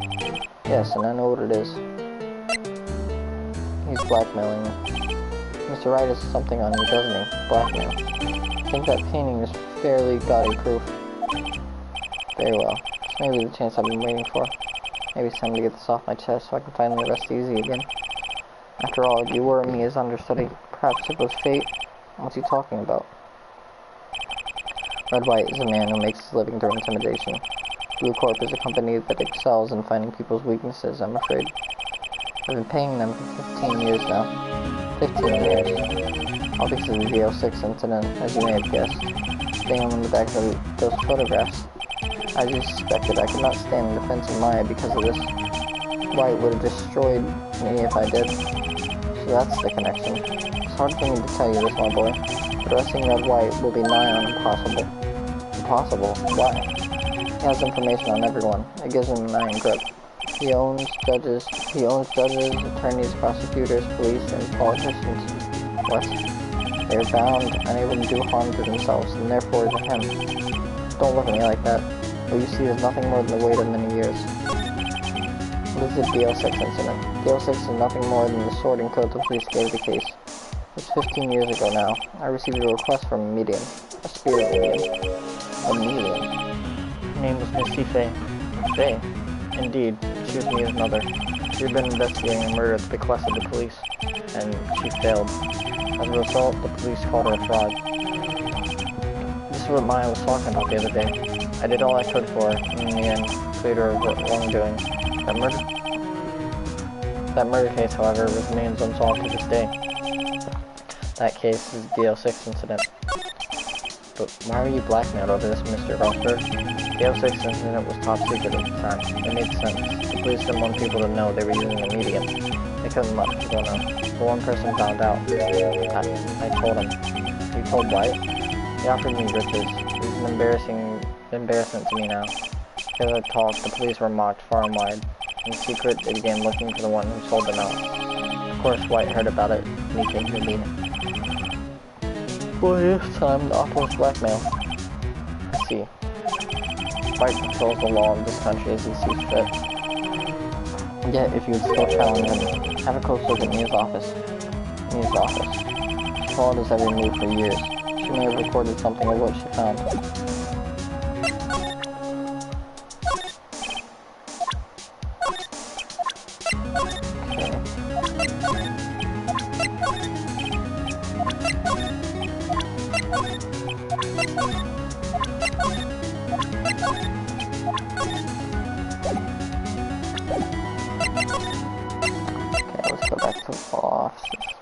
Funny, looking at this room, it seems so normal. Hard to imagine a murder took place here. Mr. Grossberg said there would be clues. Maybe I should have another look. All the cases the chief ever worked on are filed here. They're in alphabetical order. Let's take a look. Which file should I look at? File A through I. See if there's a record in this file that catches my eye. A, B, F. Misty Faye. That's me and my mother. Should I take a look? Read it. I've tarnished the Faye name, leaving only these words, my mother vanished. I was determined to find the ones who had made my mother blame herself in this way. Using the power that runs in my family, I held an audience with the dead. Finally, the names of two men surfaced. One was Marvin Grossberg, a lawyer who sold my mother's information for riches. The other was the man who sold that information to the press. This parasite who makes his fortune with threats and coercion. His name is... the record stops there. Samia Newman, Grossberg.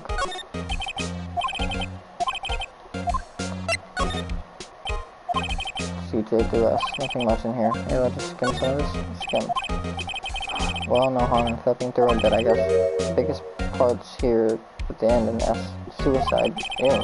There's a collection of suicide reports. There's politicians, policemen. There's writing on most of these in pencil. Wright? This is Mia's handwriting. Wait, I get it. Mia thought he was involved in these suicides. White drove them audit. I can use these newspaper clippings. Let's find the most disturbing one. Newspaper clipping added to the court record. Okay. Well, now we got that. Well, aren't you persistent? Sorry, but there's something I have to ask you. Mr. Lawyer, I really hate having to repeat myself. It seems that message has not yet penetrated your thick skull. Stop bothering me. Try my patience further. I fear a nasty accident may occur. Do I make myself clear? Transparent. I think we're passing and talking about April, May. I've got to put this guy on the spot and quick. What's the matter? You seem distressed. This guy is a pro at pulling the wool over people's eyes. I've got to put him on the spot and quick. Stop that. Your hot gaze is giving me goosebumps. There's no point asking someone to quick at a straight question. I need some evidence I can use as ammo. What's wrong? Something stuck to my face? Why yes, there's my eyes, my nose, and my mouth. But of course I jest. You need not restrain your mirth, my friend. It's okay to indulge in my cosmopolitan sense of humor. I will not think less of you.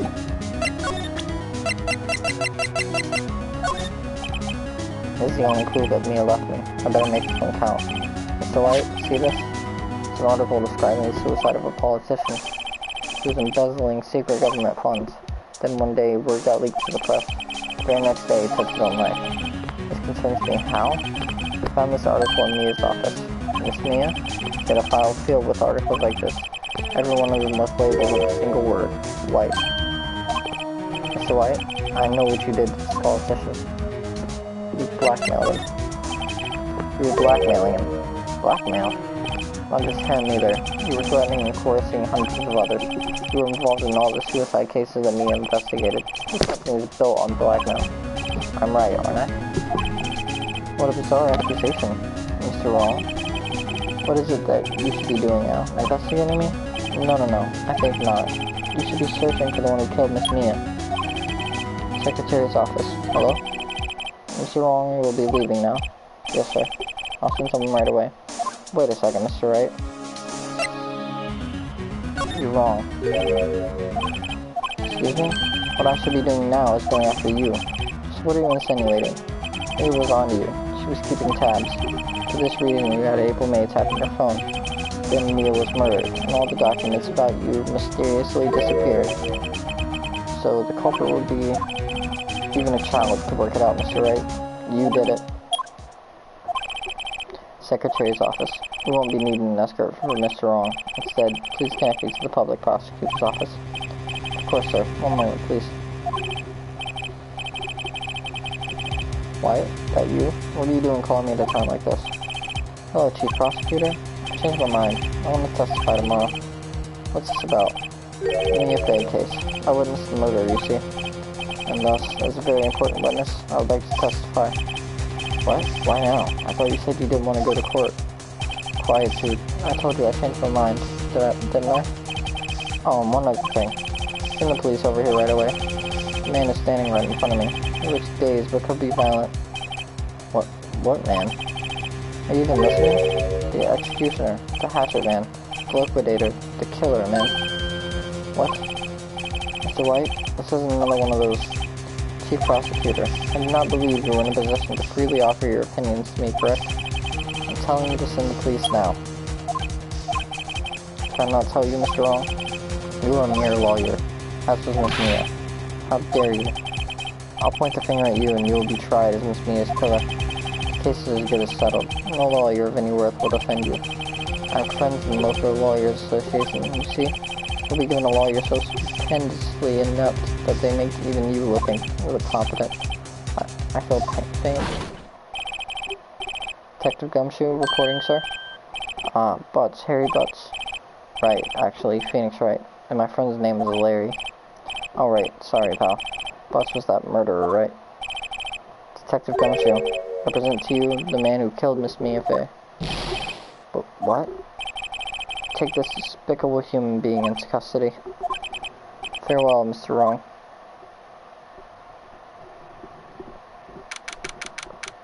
September 8th, 3:37 p.m. Detention Center Visitors Room. Can't believe it's only been a day since... Can't believe it's only been a day since the first trial. My trial begins tomorrow. White's going to set a trap for me. The prosecution will be in on it, of course. Edward concluded. An attorney was assigned to me by the state yesterday. I refused. I had an idea. Right. Mr. Wright. Oh, Maya. Great. They let you out of detention. Just now, yes. It's all thanks to you. Now I'm afraid we switched places. What? You mean you... I explained what had happened to Maya. I don't believe it. How many people does that man need to destroy before he's satisfied? My mother, my sister, now you? It's gone too far. Mr. Wright, please tell me, is there anything I can do? Well... Cheer me on in court. Well, you could cheer me on in court. Cheer for you? You mean like a cheerleader? Yeah, like that. Alright, leave it to me. Huh? I better go get a uniform and some pom-poms. But wait. I'm kidding. It was a joke. No way. No, really, I was kidding. But thanks, it's good to know you're on my side. There really isn't anything you can do for me anyway. But I can't just sit here and do nothing. You gotta give that man a piece of my mind. Just a piece? Okay. Then come to the trial tomorrow.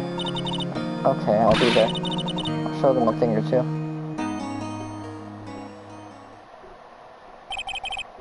Times may change, yet with crime it's the same old story. Back to Scott Morris. Lengthy court proceedings are no longer realistic. Again, a few years ago, a limit of 3 days was put on initial court trials. Almost all finished in a day, most with a guilty verdict. I never thought I would end up in the defendant's chair myself for this case. With a true culprit appearing as a star witness. This is it. Tomorrow, it's me or him.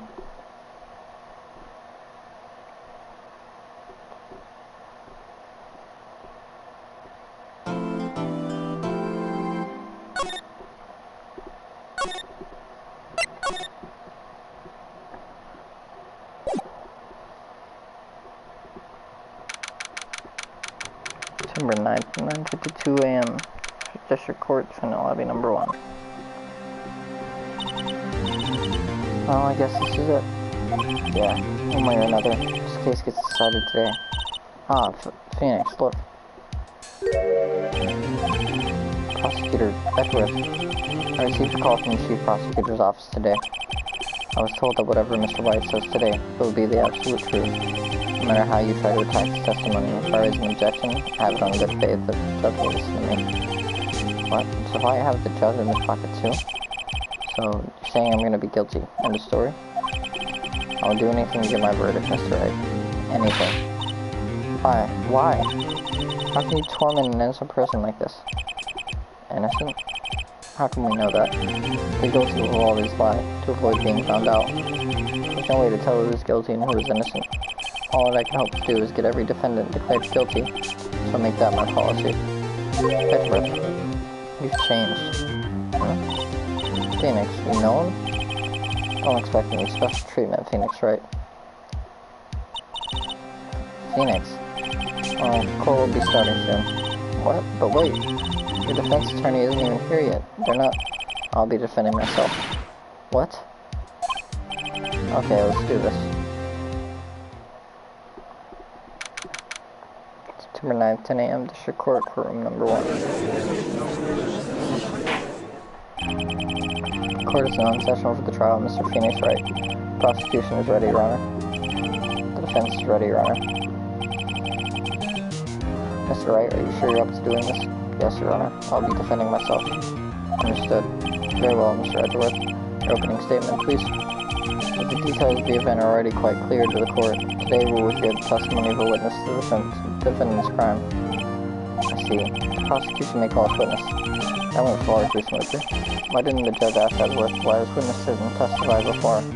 Like he already knows why. If anyone's going to raise an objection about this, I suppose it's me. Mr. Edgeworth, you owe an explanation to the court. Why didn't this witness testify in the trial against Miss Maya Fey? I'm ever so sorry. Mr. White is a busy man. Besides, at the time, I thought that Miss May's opinion was all that would be needed. Again, my sincerest apologies to the court. Excellent, Mr. Edgeworth. I appreciate your demeanor. Great. He gets to show off and I get nowhere. I'd like to call Mr. Red White to the stand.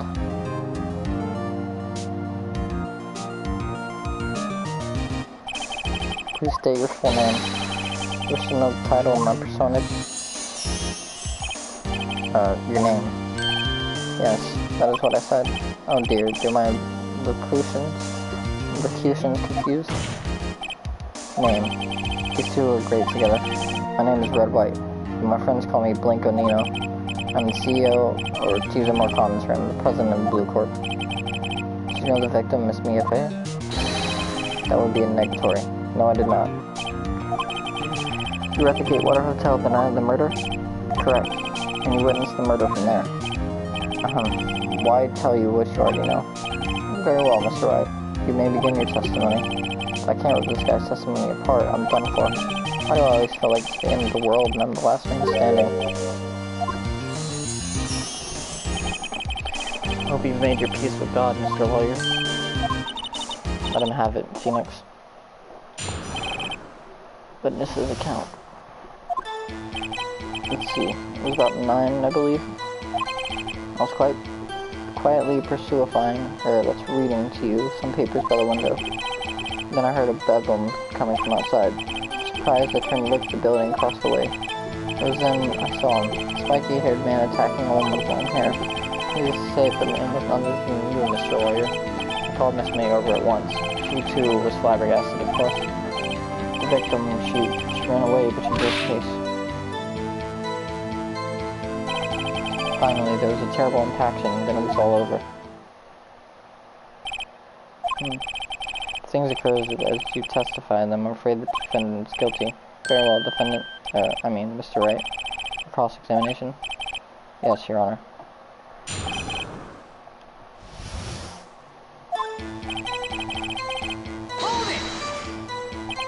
How do you know what time it was? Because I'm always absolutely perfect, you know. No, you're not getting away with that. You are so mistrusting, Mr. Lawyer. So, what was the proper term for secretary again? Anyway, Miss May ordered room service for 9. It happened soon after the room service arrived. That's what Miss May said, too. True, the bellboy who brought the coffee saw Miss May. But he testified that he did not see you at the time. This is your concern? Truly, Lawyer. Miss May received coffee outside the room. Of course she did not see me. You would need X-ray vision to pull off something like that. Tell us, what were you doing at the time? I was quietly reading to you some papers by the window. By window, you mean the one directly across from Fine Co. Law offices? Correct. That is the only window, you see. And there you were reading papers? Correct. Gatewater is a businessman's hotel, and I'm a busy man who had business to do. Then I heard a bedlam coming from outside. A bedlam? Must have been when you attacked, I assume. You see, continue. Surprised, I turned to look at the building across the way. So, you were reading your papers until you heard that sound. But of course, I'm no snoop peeping out of windows at night. No snoop. Yeah, right, you made a career out of snooping. It was then when I saw him. A spiky-haired man attacking a woman with long hair. Spiky-haired? Needless to say, that man was none other than you, Mr. Lawyer.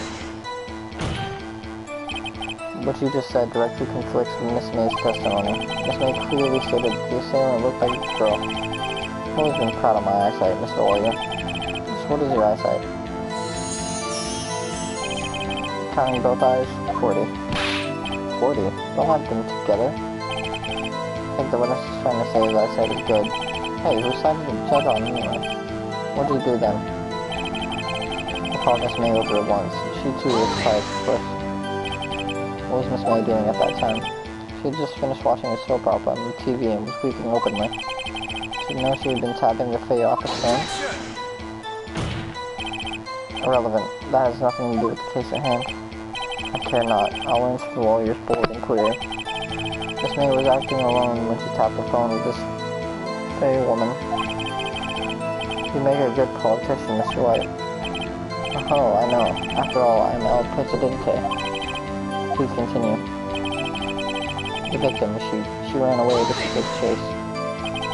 Can you be a little more detailed about that? I think it's worth knowing exactly what happened. Of course. Comprende, I understand. The victim was attacked by you and ran to the left. You gave chase and struck her down. Are you sure? As you know, I am always absolutely perfect. Perhaps you could change your testimony to reflect this new detail. No, the victim did not. Well, according to me, she did not. Wait, right there. Mr. White, you've dug your own grave. What is this? You said the victim ran to the left, but that directly contradicts Miss May's testimony. She clearly stated the victim ran to the right. It is simple. You've misheard her. I think not. Look at the floor plans. The killer was here, and the victim was here. If the victim ran to the left, as you claimed she did, she would have been running directly away from the door. She would have been running into a dead end. Don't you find that odd? Very strange. You did see her run to the left. Phoenix, look at his face. I don't think he's lying about this one. True. Maybe he really did see the victim run to the left. So he did witness the killing. Wait a second. Mr. Wright? Yes, Your Honor? Miss May says right, and Mr. White says left. Can you explain this contradiction to the court? Both are right. He saw it. He saw it from, the actual scene of the crime. She saw it from the window. Both witnesses are telling the truth for once. I doubt it. Or rather, that does not clear up the contradiction. There's one scenario that would explain their conflicting accounts. What? Obviously, the witness was not viewing the crime from the hotel. Mr. Wright? What do you mean? Yes, what do you mean? He was not viewing the crime from the hotel. If he was not in the hotel, where could he have been? In the law offices of Fayetteville, of course. More specifically, he was standing here. Time to show the court where Mr. White was standing. Take that! This is where he was. Look, when the victim ran to the door, if he was watching from this point, to him it would appear that she ran to the left. Please, this is no time for jokes and entice. That is where the killer was standing. Order. I'll have order. Anyone disturbing the order of this courtroom will be held in contempt. Mr. Wright, what are you suggesting? Rapscallion. The postulations of the defense are a distortion of the truth, Your Honor. Indeed, they do seem a bit far-fetched. You provided us with so much entertainment, Mr. Lawyer. What now? He's laughing? The hilarity of the moment made me remember something. It appears I've been unclear, and for this I apologize. Mr. Your Honor, might I be allowed to testify once more? Very well. Let's hear your revised testimony. Good luck. You can't fix a broken testimony, buddy. She ran to the left. Miss May's testimony was correct, as was mine. When you assaulted the girl, she first ran to the left. And then you hit her savagely. That is what I saw. Next, with the last of her strength, she ran to the right. You chased her and delivered the final blow. That is what Miss May saw. You see, you hit her twice. Don't you remember, Mr. Lawyer? That does seem to make sense. Will you be cross-examining the witness's testimony? You bet I will. I mean, yes, Your Honor. Oh, that's clearly a lie.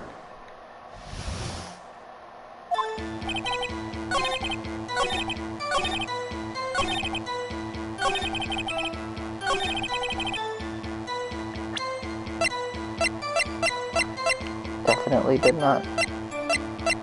As cleared by...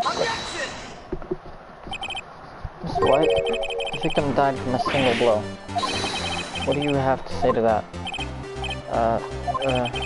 Now's my chance to hit him where it counts. Mr. White, Wasn't it you who told us to court? You were absolutely perfect.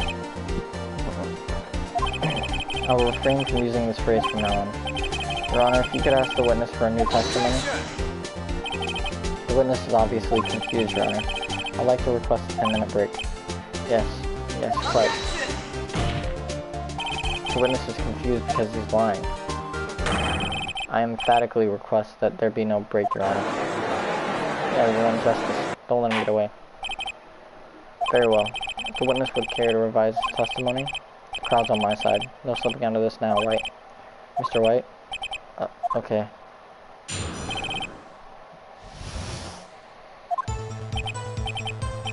Well, see, I looked at the other window when I heard that thing fall.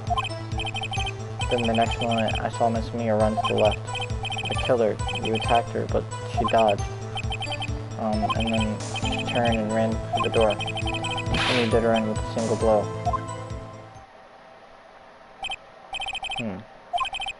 Very well. You may begin the cross-examination.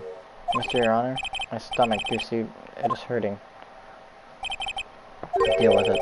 This is almost over.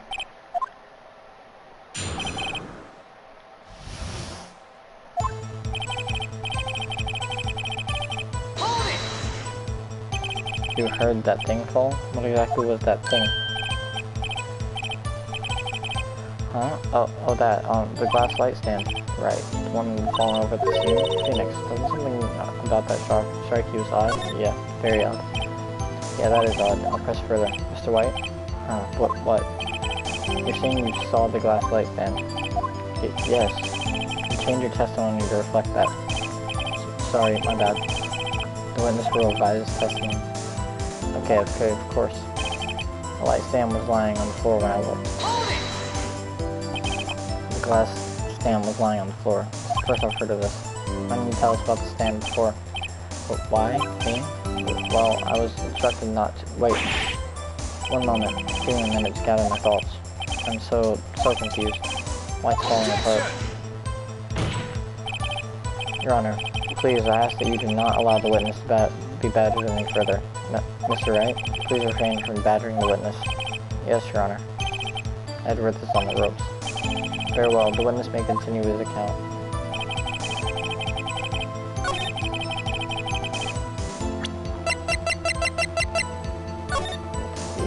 Nope, he wouldn't have saw it. Objection! Mr. White, it was impossible for you to have seen the glass stand. What? Look at this.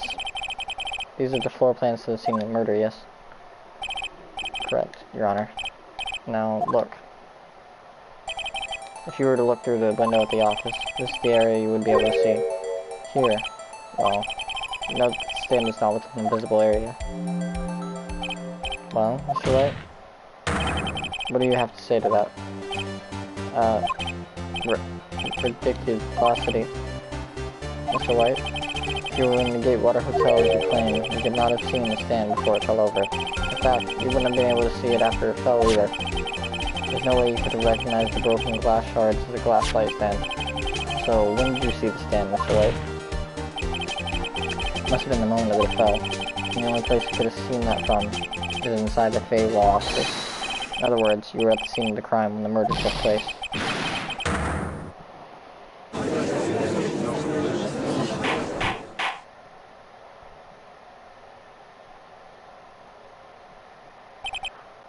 Mr. White? Mr. White? You did it, didn't you? Mr. Your Honor? Aye. Miss Mia? Looks like we're about to get overrated. That's far enough, Phoenix White. What? Mr. White? I think the time has come. Shouldn't you confess your crime now? What? I said, you should confess your crime. Here you go. Confess that you placed the wiretap. Wiretap? Order. Sir Edward, explain to the court what you mean by this. Distinguishing members of the court, Mr. White is slightly confused. Want me to explain? I really don't like the way this is headed. As you know, Mr. White is the CEO of Blue Corp. He orders his secretary, Miss April May, to tap the law office, Miss Faye. What does that have to do? Your Honor, the question is, when was the wiretap placed in the office, and by who? No, you wouldn't. Mr. Wright, right? In order to place the wiretap, you entered Miss Faye's office. Am I correct?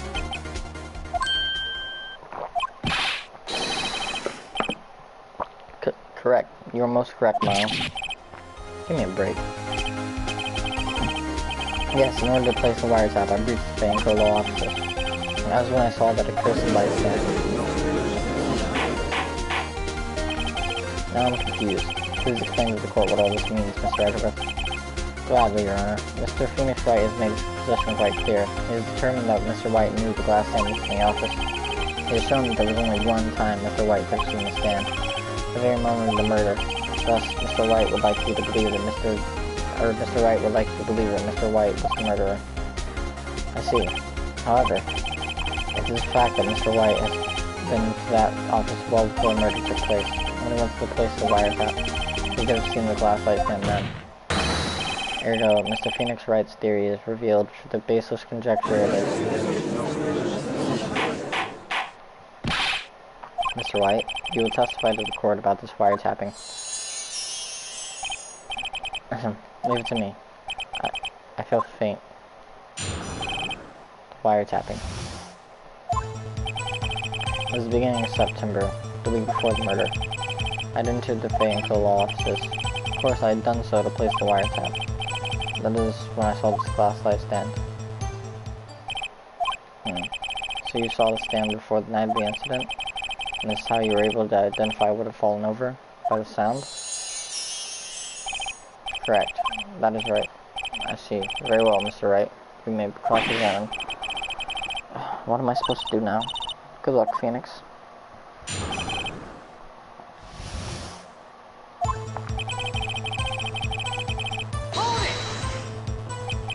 Do you have proof?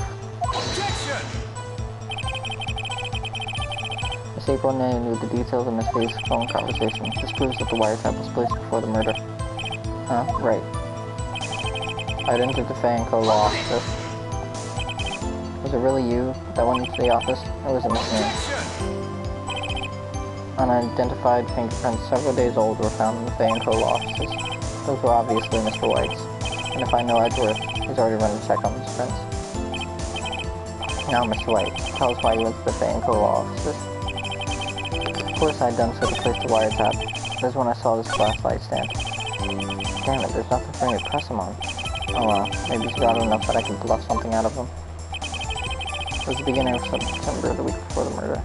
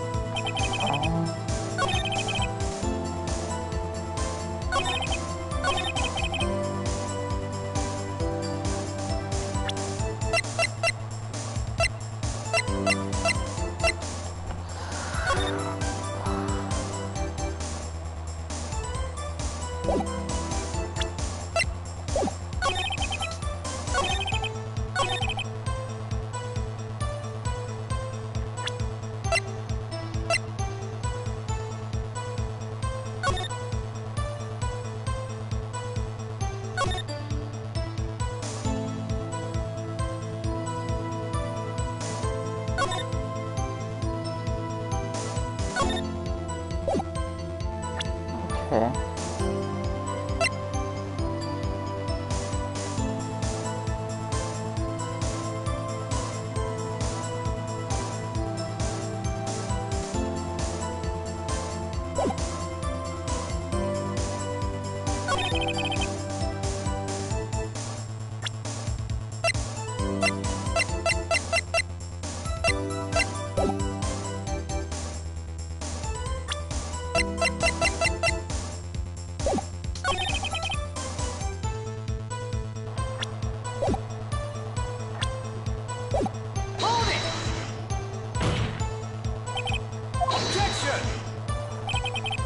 no bearing on the current case, Your Honor. Blue Corp is a detective agency, so we have a responsibility to protect client confidentiality. Okay, so...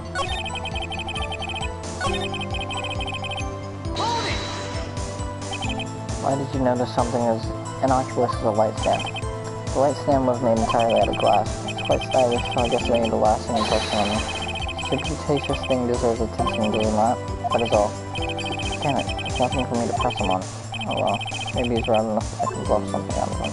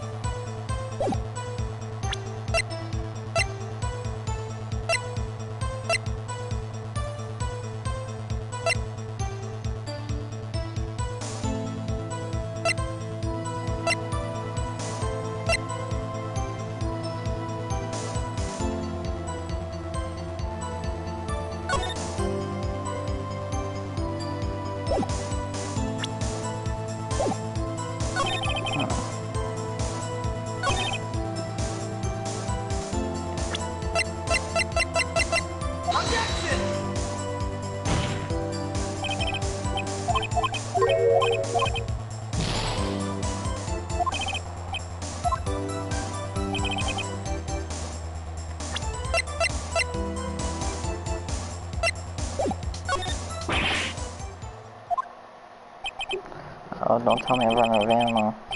I'm afraid that's as far as you go, Mr. Wright. Time's come for you to admit your defeat. You fought honorably. No more. I can't take this anymore. Mr. Wright, are you giving up? Yes, Your Honor. Phoenix. Phoenix, over here. I know that voice. Mia? Never give up, Phoenix. Mia.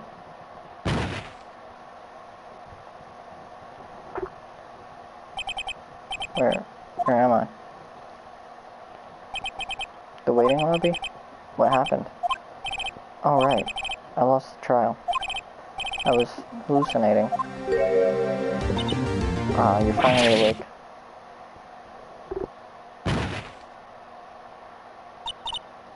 Hey, Phoenix. That's no way to greet an old friend. Phoenix, I want you to look at me.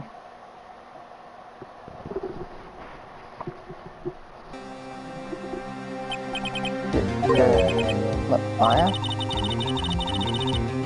Didn't you know the Fey women have strong psychic powers? When you accepted your defeat in court, it appears that was enough of a shock to awaken Maya's true powers. So Maya's channeling you, Mia?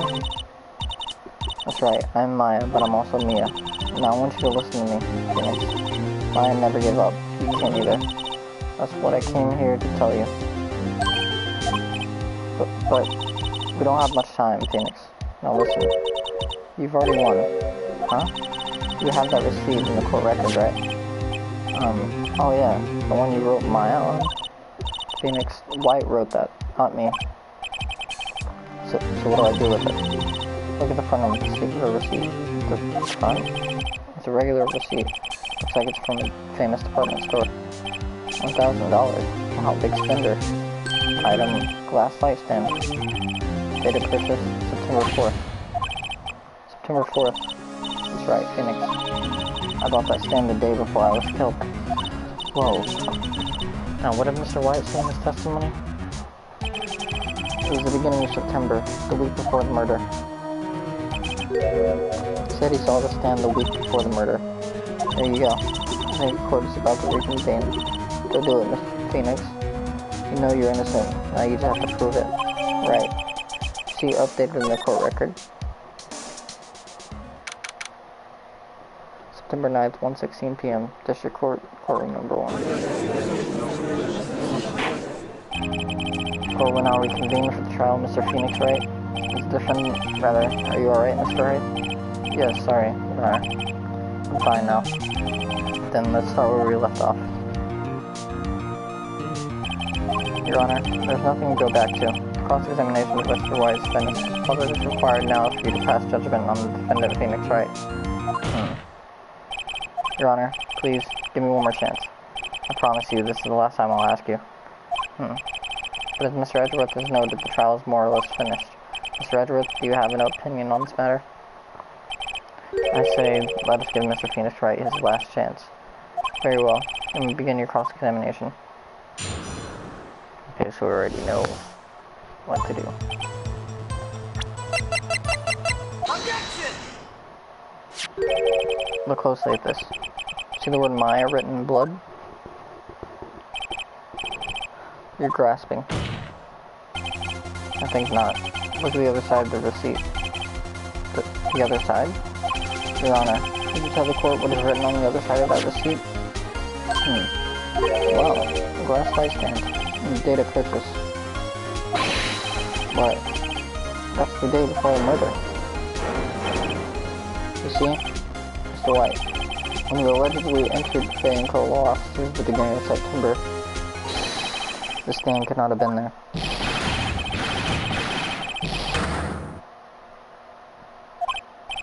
Well, Mr. Wright, can't get out of this one, can you? No, it's impossible. Uh-oh, I'm losing it. Well, Your Honor, I understand there must be quite a bit of pressure on you. But I think you'll agree you can't judge me guilty under these circumstances.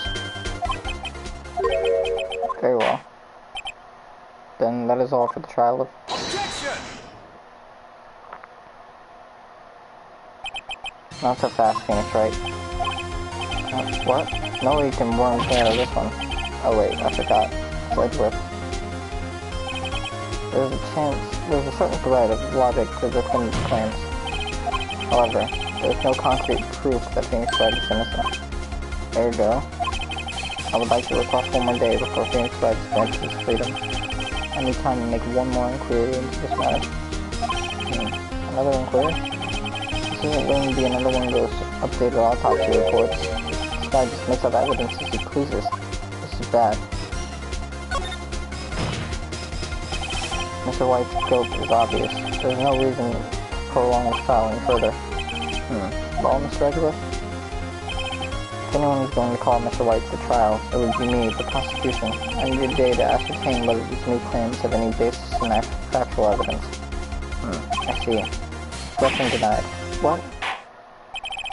The completion of the trial of Mr. Phoenix Wright will be postponed until tomorrow. No, there's no telling what will happen if I can't end this now. Edgeworth is sure to come up with, or just make up something. After Mia showed up to help me and all. Mr. Your Honor, may I go home? Of course, thank you for your time. The witness will stay. Mia? Phoenix, read this note out loud. Mia, what's this? Received from Mia. Your Honor, if I may. You're quite persistent today, Mr. Wright. You bet I am. My life's writing on this one. That's something I would like to read to the court.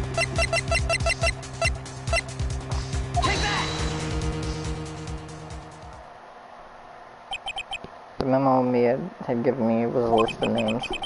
Many of them sounded strangely familiar. People in finance, famous celebrities. That's what happened. Stop. Ceased. Halt. Please stop. Make him stop. How did you get that list? Mr. White, admit your guilt right here, right now. Or else this list will be released to the press.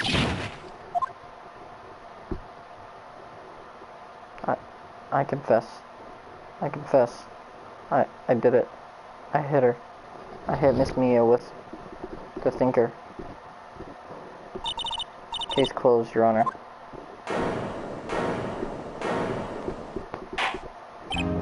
Well, I see no reason to continue this trial. Mr. Wright? Yes, Your Honor. You've done it again. That was quite a spirited defense. Yes, Your Honor. I guess you could say that. If only you knew how spirited it was. Well, the court finds the defense, rather, the defendant, Mr. Phoenix Wright, not guilty.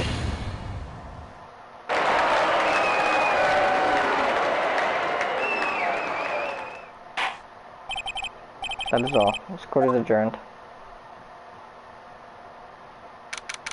September 9th, 2:24 p.m. District Court, Defendant Lobby Number 1. Well, never thought I'd be saying this again, but congratulations. Lucky I was born a Fae. Like I had both of you and Maya on my side. I'm glad you made it. Thank you, Phoenix. You risked a lot to help me, and Maya. I won't forget it as long as I live. As long as you live. My time here is running out. Huh? Maya's powers are so weak. I can't stay here that long. What? No. There's still so much to say. Don't worry. I'm sure we'll meet again. Chief. I'm not the chief anymore. Phoenix, can you come to the office tonight? Say 9. The office. See you later. Chief, me.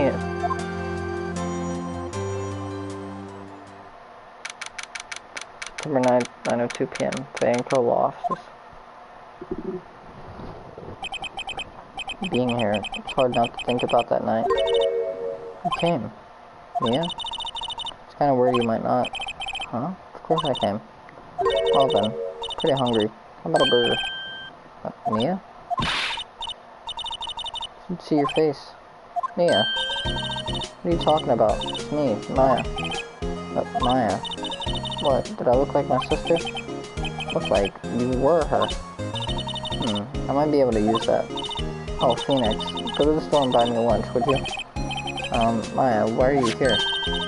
What is this? See? Mia wrote me a letter. Take care of Phoenix for me. Take care... Huh? She means the office. This office. Someone has to help with the new Wright and Co-law offices, right? And who better but me? Maya Fey, reporting for duty. Wait, no. On second thought, let's make this casual. Yo, Nick. Maya here. Ready to get down to business. You don't mind me calling you Nick, do you? It's a great name. Mia said that's what your friend Larry called you. Nick. You know what this means? We're partners. You know, when I think about it, it is Maya's fault I'm here now. But, if it wasn't for her, I'd probably be in jail. Right in co-law offices. Got a good ring to it. Yeah. Thanks, Maya.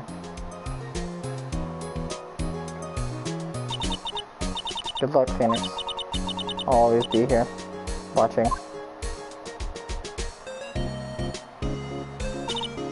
Right. Okay, Nick, let's do it. Huh? Do what? Burgers, dummy. Burgers. There's a great burger joint just down the street. Come on, time's wasting. Okay, wait up.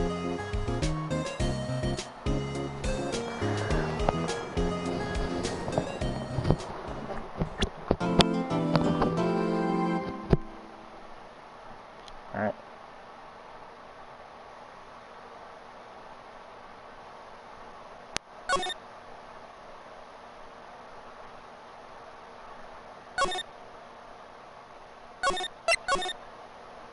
Well, that does it for this episode. Thank you guys for watching, and I'll see you guys in the next one. Later, guys. Peace.